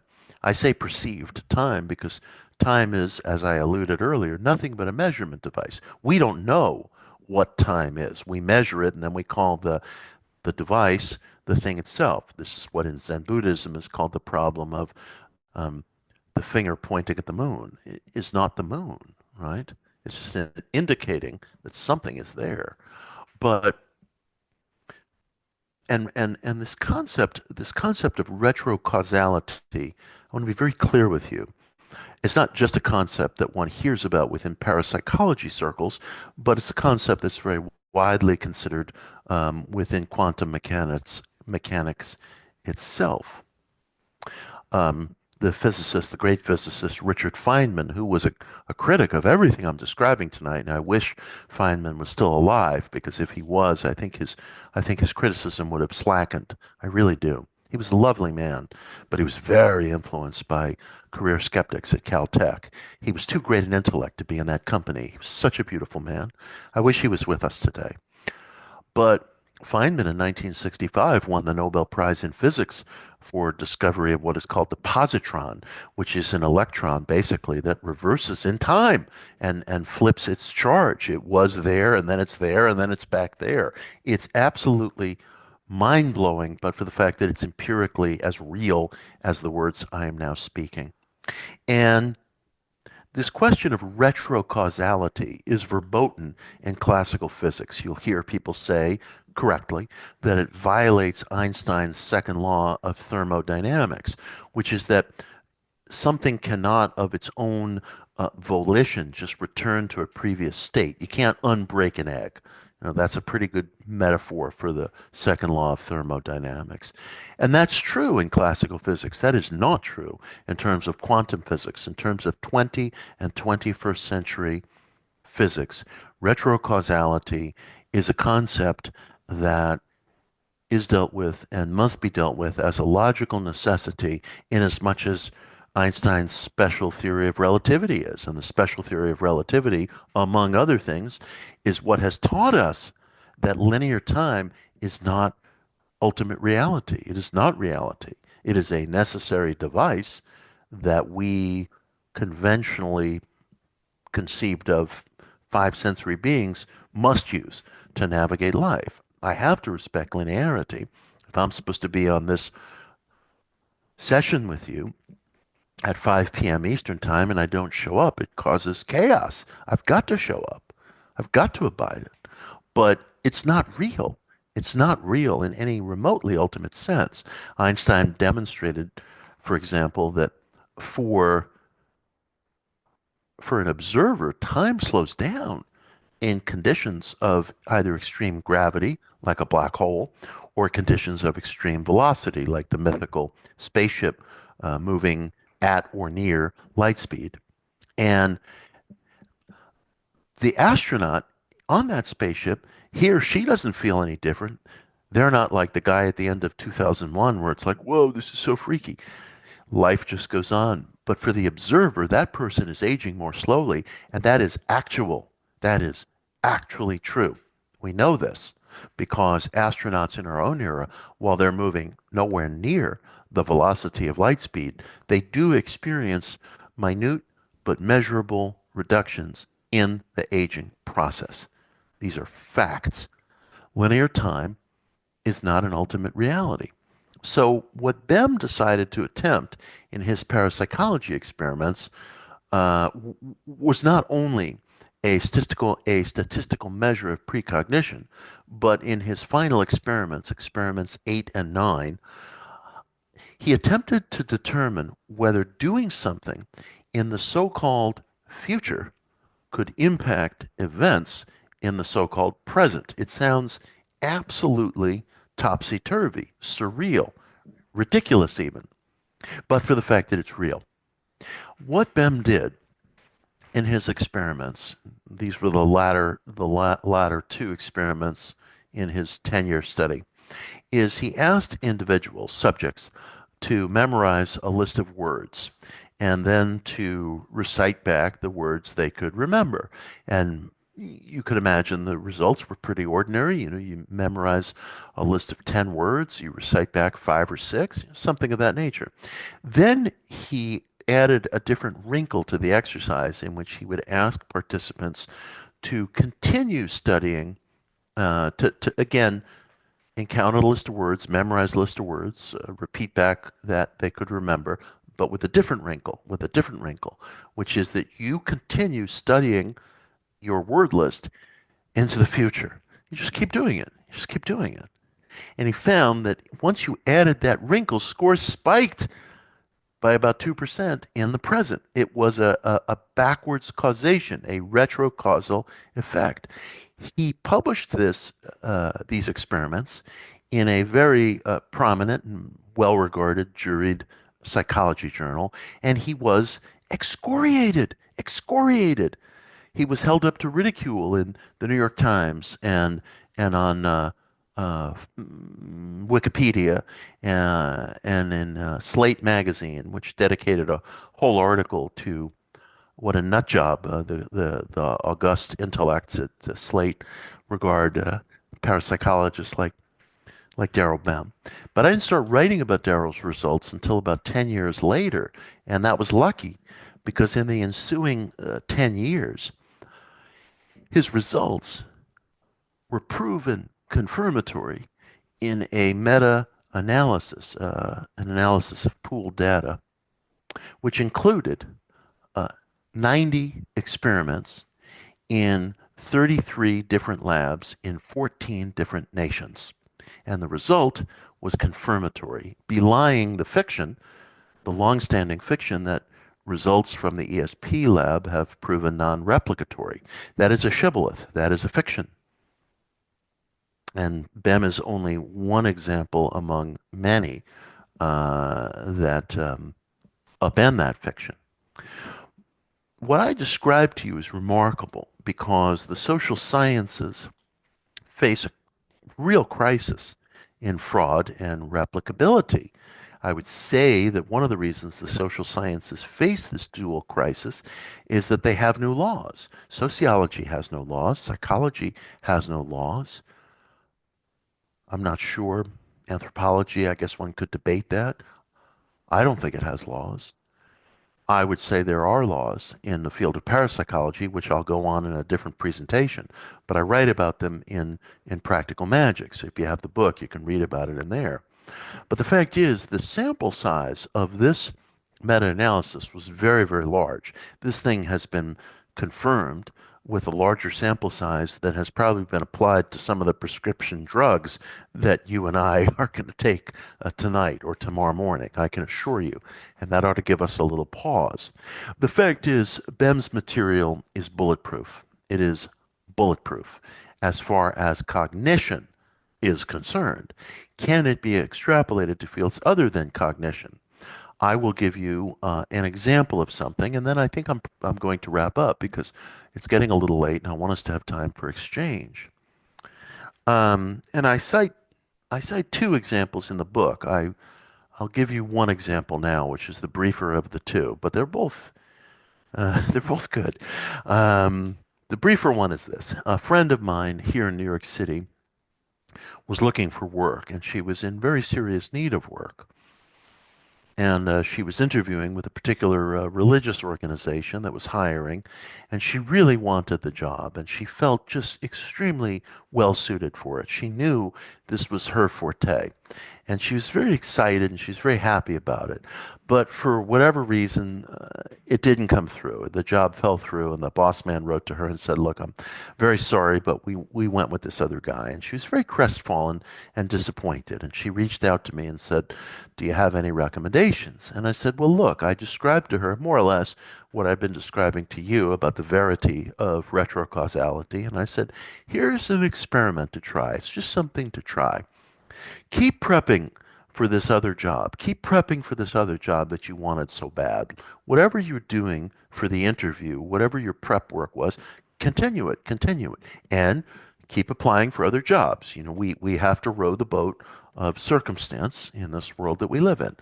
So she kept applying for other jobs intelligently, but she also took the approach of continuing prep for that job that she wanted. And all I can tell you is this, and you can find it in the book. And if anybody doubts me, I'll show you the emails. Um, she writes to me about a week later, ecstatic, over the moon, and she said, "Oh my God, the boss man wrote back to me and he said another opening, very, very similar to the one that I was going for, just um, came up, only this one has even more hours than the other one had, which I need."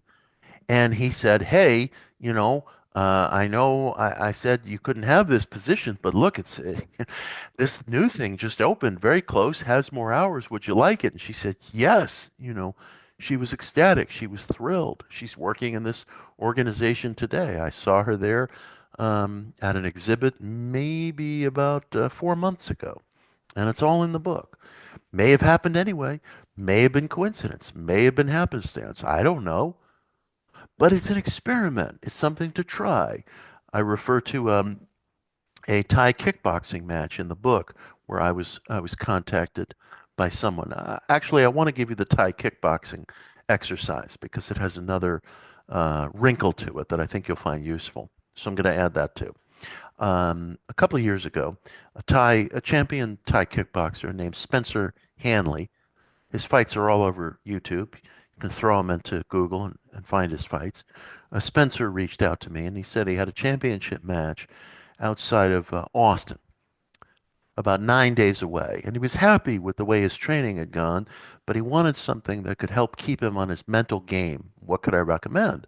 And so I recommended to Spencer something that you'll find in the book and something that you all might know about in other things that I've done or talked about, and that is the 30-day mental challenge. In short, the 30-day mental challenge is really just a contract you make with yourself to keep your thoughts in the direction of what is positive, what is advancing, what is constructive, what is productive for 30 days. That's it. That's it. It doesn't tell you what to think, what to do, what to value, but just keep your mind focused in constructive, productive ways for 30 days. And he wrote back and said, "Look, I'm going to do that, but you understand my match is 9 days away, so I need something more short term." And I said to him, "That is short term. That is short term." And I explained to him, as I have to y'all, uh, Bem's findings and the prospect of retrocausality. Bem's findings were in areas of cognition, but I see no reason why it shouldn't be applicable to physicality, to athleticism, which in a way is a form of cognition, motor skill. And and I said to him, "Look, I'll guarantee you, nobody in your opponent's coaching staff is talking to him about retrocausality. I guarantee you.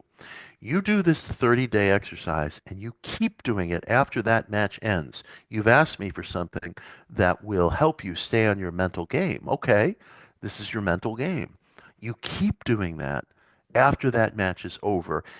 And we're we're taking the gambit that there is a retrocausal effect that will reach back and help you in that match. Well, did it? I don't know.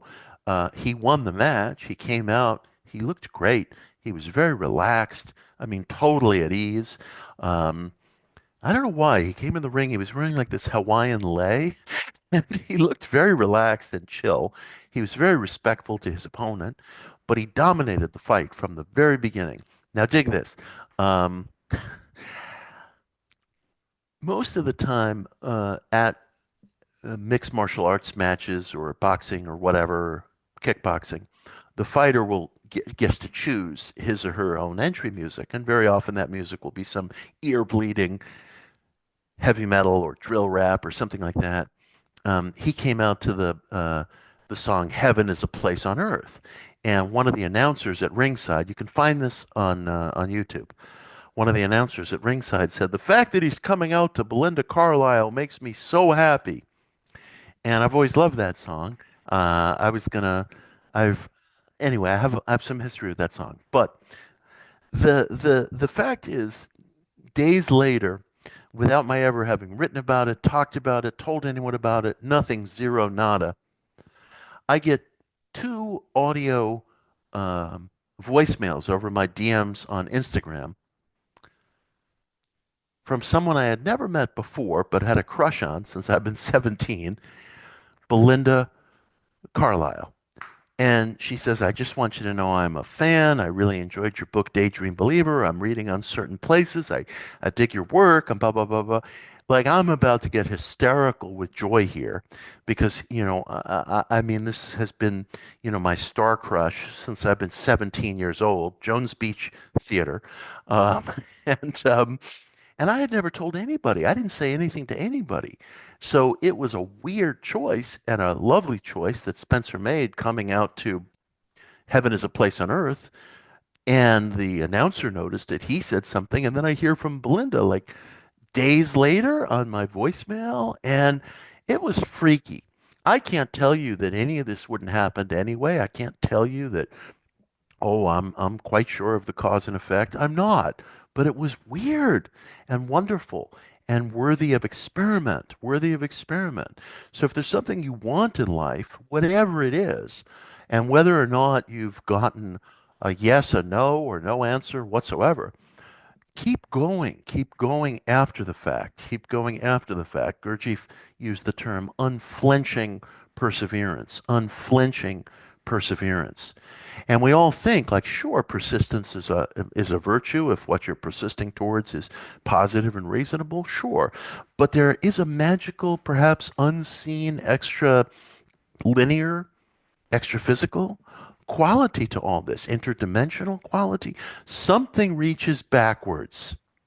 We know this in cognition.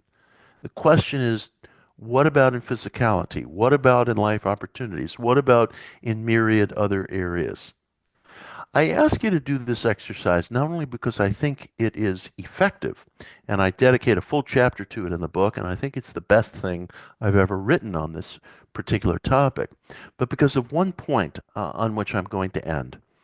Um, William James made the observation, which I think has since been validated in other fields, that belief in something uh, increases its impact. What else is the placebo effect, for example, than hopeful expectancy? Hopeful expectancy seems to be the trigger that generates a therapeutic response, if any occurs at all. What is the correlation, the mood correlation to occurrence of ESP? Well, conviviality, belief in the possibility of ESP, an atmosphere of comity prevailing in the lab setting. These were J.B. Rhine's observations. Charles Honorton, a second generation parapsychologist following J.B., made the equally compelling observation through a very wide range of juried and vetted experiments that deep relaxation, hypnagogia, that deeply relaxed state we experience just before drifting to sleep, deep relaxation, sensory deprivation correlates to the ESP effect or the telepathic uh, occurrence. So from James onward and through myriad fields, of which I've only cited a few, the notion that belief increases impact is recognized and valid. And it seems to me that some of the data that I've tried to provide you with, which I footnote, reference, and go into greater detail about in the book, provides you with warranted belief in the efficacy of the magical appeal, the petitionary appeal, the causative ritual. You, if you share my belief in these things, I say to you, it is a warranted belief. It's not just faith, a word I've always found sort of squishy and never really liked. What is faith? I sort of define faith as, well, I suppose you could say persistence. I suppose you could say hope. I'm not even quite sure I understand what hope means. It feels like there's a desperation in that term. But warranted belief, which I hope I've there I go using that term.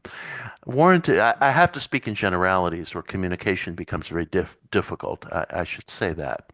But warranted belief, which I trust has been validated by some of the examples that I've given you, will increase in your life the impact of some of the processes that I have been describing. So it is with that warranted belief that I suggest to you going forward and trying these things and seeing the results and this is the birthright of all of us because as we began the talk with that beautiful, beautiful term, seeker.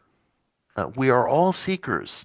We are all experimenters on the road of life. And the deepest wish that I have for everyone viewing this tonight is that those experiments bear fruit, which I feel certain that they will. And I thank you all so much for being here and for joining me, taking time out of what I know are busy schedules. And I want to open things up to questions and exchange. Thank you so much, Mitch. Yes, we have several questions and comments. The first one is from B. Earl. Hey, Ben. How many rewrites did you have to go through to get to your final manuscript? Oh, the rewriting was very, very, very intense. Writing is rewriting. Writing is revision. I couldn't quite say how many I went through, but I went through the process with great intensity. Um, I mean, I changed the prescription in my glasses. I had to I had to up my prescription a little bit, if that gives you an idea of how intensively I stare at a screen all day. There's only so many times, you could run through your ink cartridge and run through paper. So most of the rewriting I do is on the screen. I do recommend to people who write, not only is rewriting not only is revision writing, but vary your mediums. Sometimes it's necessary to write on your screen. Sometimes it's necessary to revise with pen in hand using a piece of paper. You can use the voice function on Microsoft Word, which seems to be getting worse, not better.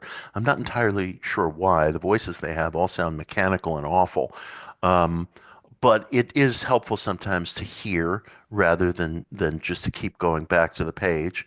You can also send chapters or your manuscript to yourself on your phone, look at it on your phone, because varying the medium can be very helpful. You will catch things that the eye has otherwise missed. Stay away from AI when it comes to writing. We will all become just reduced to jellyfish if we allow AI to take over the writing function. But revision is your friend as a writer. It's a tough friend, but it must be abided. I couldn't even tell you how many times, but it was many, many, many multiples. Great, thank you. Next question is from Mix Mamano. In many magical religious traditions, there is a belief that what is, quote, broken on this side is made, quote, whole on the other, a prophet's physical blindness for spiritual sight, etc. So when it comes to words, could it be that unbroken silence slash secrecy on this side means the fullness slash potency of words on the other? That's a beautiful, beautiful insight. And I very much appreciate that. I've never heard it put that way before, and I like that very much. I write a lot about this question of compensation, reciprocity, what is sometimes called karma in Vedic tradition, although I don't like to use the word karma because that's a very, very vast impersonal subject, which I honor far too much to want to reduce it into a kind of talking point.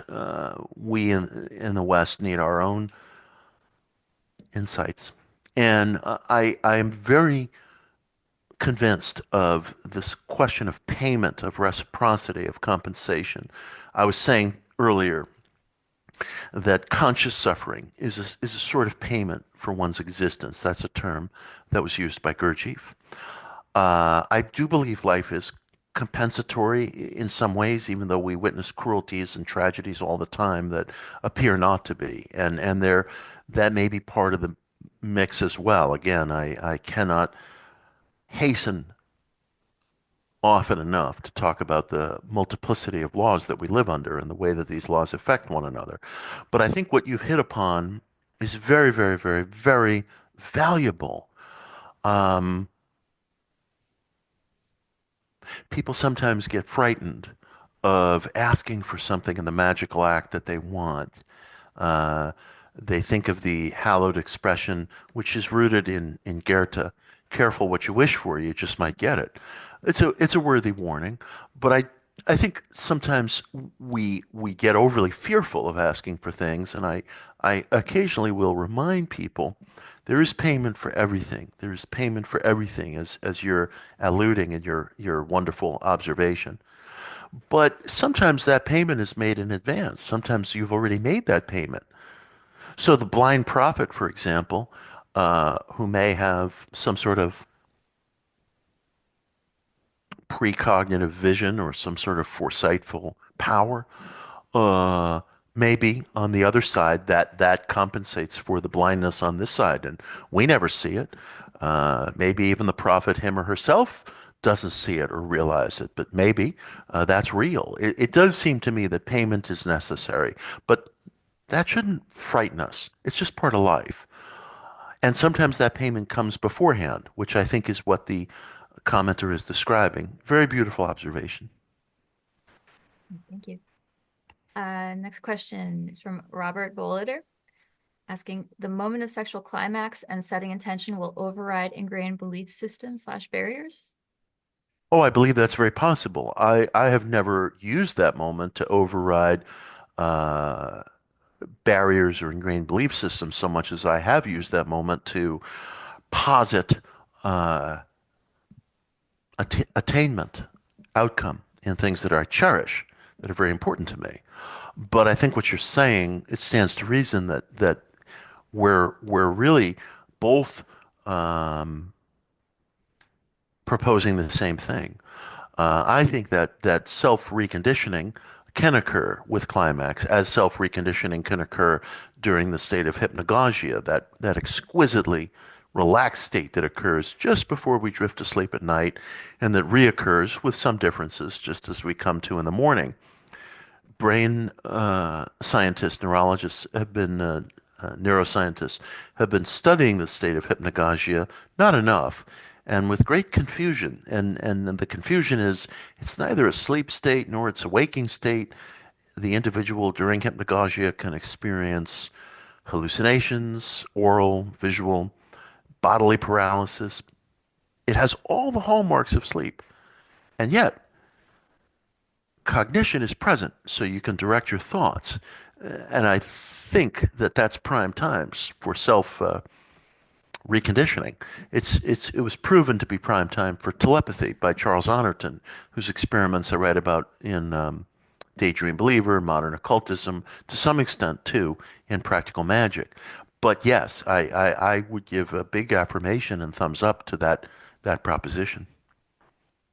Okay. So once again, we have Mix Momano asking, accessing magic through a more simplified yet more potent sets of mechanisms is Hmm. definitely appealing. So if urgency creates a necessary potency to magic, what's the difference between urgency and desperation? In many magical belief systems, desperation seems to be a force of negation of your magical workings. So what does it mean to utilize urgency over desperation, and how does it relate to the potency that can be accessed in sexual urge? Well, that's a wonderful question, and I venture I don't think we should be afraid of desperation. I really don't. And I think that desperation and urgency are probably close cousins, very close cousins. And one of the things I write about in the book, which I did not talk about tonight, is something that I call spontaneous deity petition. I do believe in the petitionary appeal to deity. Whatever one's definitions of that, whatever one's selections of that, apropos of what I was describing about our Neanderthal ancestors who seemed to appeal to deity or extra-physical intellect in the form of the Venus figurines, and certainly we've seen this in every religious expression the world over ever since. I do think that these relationships um, can be formed. They may be interdimensional. They may be from different intersections of time. They may cross over into other disciplines and studies. But I think that the petitionary appeal to the extra-physical agency is available to us. Our ancestors from time immemorial, literally, have identified and then personified intelligences in nature. And it seems to me that these intelligences, which go under a vast catalog of different names, and this is true from a polytheistic perspective, this is true from a monotheistic perspective, and I'm not so sure those two I mean, they may very well intermingle. Certainly they seem to in the Hindu religion. Um, it seems to me that these extra physical intelligences um, are themselves, like any intelligence must be, possessed of some kind of emotive component. Um, every description of the gods that we've ever gotten uh, makes them sound a lot like us. They have rage, they have jealousy, they have cowardice, they have heroism, um, they have grudges, they have moments of deep and sublime love, they have moments of impassioned hatred. They are sometimes ethical, they are sometimes unscrupulous. But all these things, ethics in particular, they arise from the fineness of emotion. And it seems to me that the realness of the petitionary relationship, petitionary appeal to deity, um, is actual, is real, and that in moments of desperation or urgency, a person can fall to his or her knees and make one of those appeals. And another thing you'll find in religion from time immemorial is that humanity has been bargaining with the gods forever. And you see this throughout scripture. You see this throughout Jewish scripture, Hebrew scripture. You know, please, bring rain to water these arid fields, and I promise I'm going to do this, I'm going to do that. We're all familiar with this. We, we human beings have been striking bargains with deity since the dawn of time. There's a commerce almost between us, in the same way that there is among us as material human beings. So I don't think we should be afraid of desperation. We're all going to feel desperate at one time or another. One of my critiques of New Thought is that the the injunction to enter into the feeling state is flawed insofar as that feeling state may be one of extreme fear, for example, may be one of desperation. And again, pitting thought against emotion is like pitting the proverbial hamster wheel against the nuclear turbine. I mean, there's just no contest. The nuclear turbine is going to win out every time. So I can't talk myself into a state. Now, a master thespian might be able to do that, like my hero Neville Goddard, tattooed over here. Neville was a dancer, was a performer, was an actor. He may have had a unique gift or a distinctive gift to transform emotional states. He may not have always realized that everyday people like me don't have that same gift. And so we have to sometimes deal with desperation on its own terms.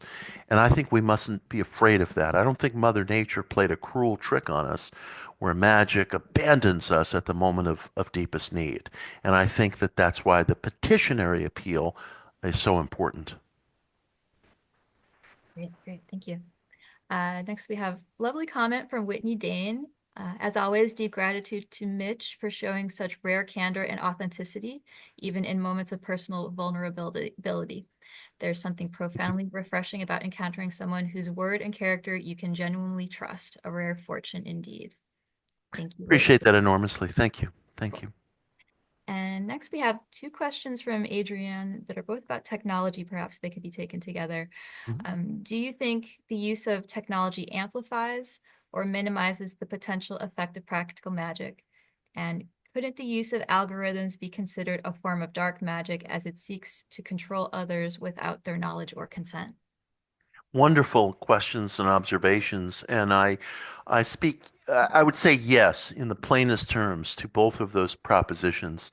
It's really funny. I remember 10 years ago, people would ask me about technology and magic, and the question or the topic left me cold. It just wasn't something that I felt strongly about. I thought, well, look, going back a decade, in terms of digital technology, it seemed to me, look, it's just another set of pipes, right?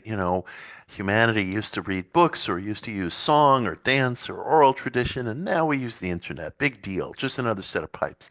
And I don't feel that way anymore because the advent of quantum computing is, without looking to, affirming interdimensionality. It's just incredible. I think when quantum computing starts to reach the public, weird things are going to happen. And I think it's going to be very interesting. And uh, invocation of the algorithm, yes, I think it is a form of manipulation. I mean, ultimately, it's to get us to buy stuff. We're buying stuff, I suppose, every time we give away our attention to advertisements or what have you. The whole gambit of social media is they can figure out my DNA and figure out ways to keep me on the damn hook. And as long as I'm on the hook, I'm looking at ads for things I don't need and never wanted until I saw the damn ad, and then I buy the thing. And so it goes. But I agree with your insight. I think it's absolutely correct. One thing I will say about algorithms and such, and I often say this to people, a lot of people have problems with self-image, and they want to know, what can I do? How can I deal with this? Stop trash talking online. The insulting language that we use online, the sarcasm, the rhetorical questions, the body shaming, the know-it-allism, the foolish confidence that someone derives from having heard something somewhere and they repeat it online. It's ridiculous. And it causes anger in other people, and that anger then gets taken out in a cycle effect. And as I've said elsewhere, we got to stop blaming bad guys, for this. I'm the bad guy. I have to stop doing it. There's no algorithm that's going to rescue us, and there's no big daddy that's going to rescue us. And no matter how many times we curse out Elon or Zuck, it's not going to rescue us. We have to stop this god awful trash talking online. It is killing our civilization. It's terrible. We're not sufficiently developed as people to have mature access to this 24/7 open mic that is social media. I'm not saying that people should be less critical. If there are policies that you hate, political figures that you hate, right on, make your views known. But as entertainment, trash talk is disgusting, and it does create shame in the individual, which gets sublimated by just going back to the bottle and taking another hit, so to speak, and it causes other people to suffer. I tell people and I challenge people, try it for an hour, 1 hour, desist from trash talking and see if you don't stand taller. Is your life worth a 1 hour experiment?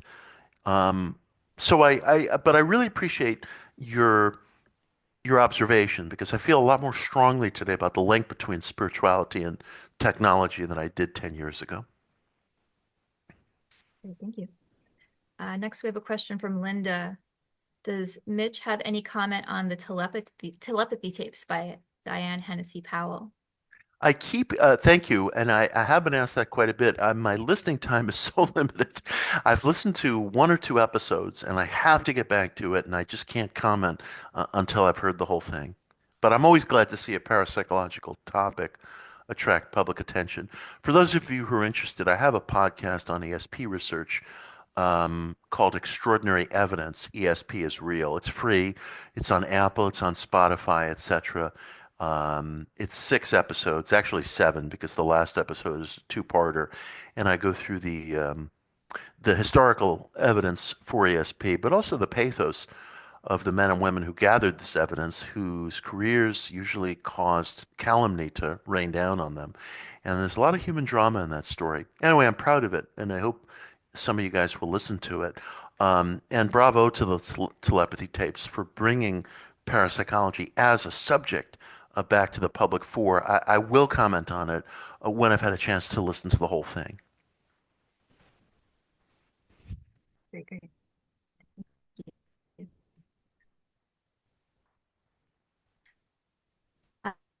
Uh, Next, Brian Lobato asks, is there I think they're trying to find a bookstore that sells your that you've been talking about. Oh, okay. My signal is a little disrupted, so you'll forgive me. But I think I heard the question about a bookstore. Well, the PRS bookstore sells it, so that's a good independent bookstore. If you're not in Southern Cali, you can order it. Any bookstore at all can order the book through Ingram. And if you have any problems, just email me. I put my real email up on my website. I don't like people hiding from the public or posting emails that nobody reads. You go to my website, mitchhorowitz.com. My email is there. same one that the power company uses.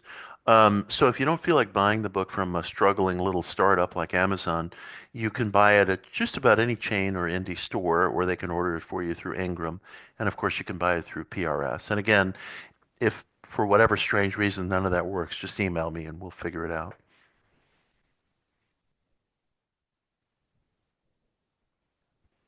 I think Okay, Kristen is great. frozen. Next Okay. question is Oh, from yeah. Frankie Everly asking, what is the symbol?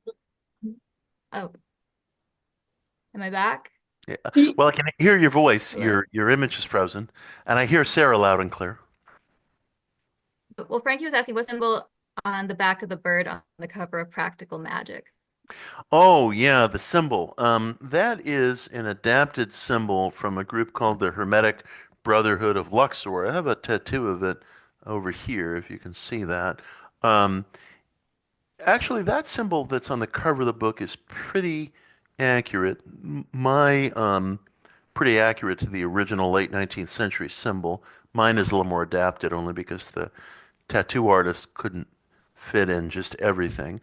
The Hermetic Brotherhood of Luxor is I suppose it could be called a kind of an offshoot from the Theosophical Society, founded by members who wanted teaching in the Western magical tradition and the Hermetic tradition. But as I was alluding earlier in the program, Madame Blavatsky got a good deal more interested in Vedism and Buddhism in the late 1870s, and the emphasis on Western magic, Western occultism, Hermeticism grew more slack within her world. So some were frustrated by that, and they wanted teaching in practical magic.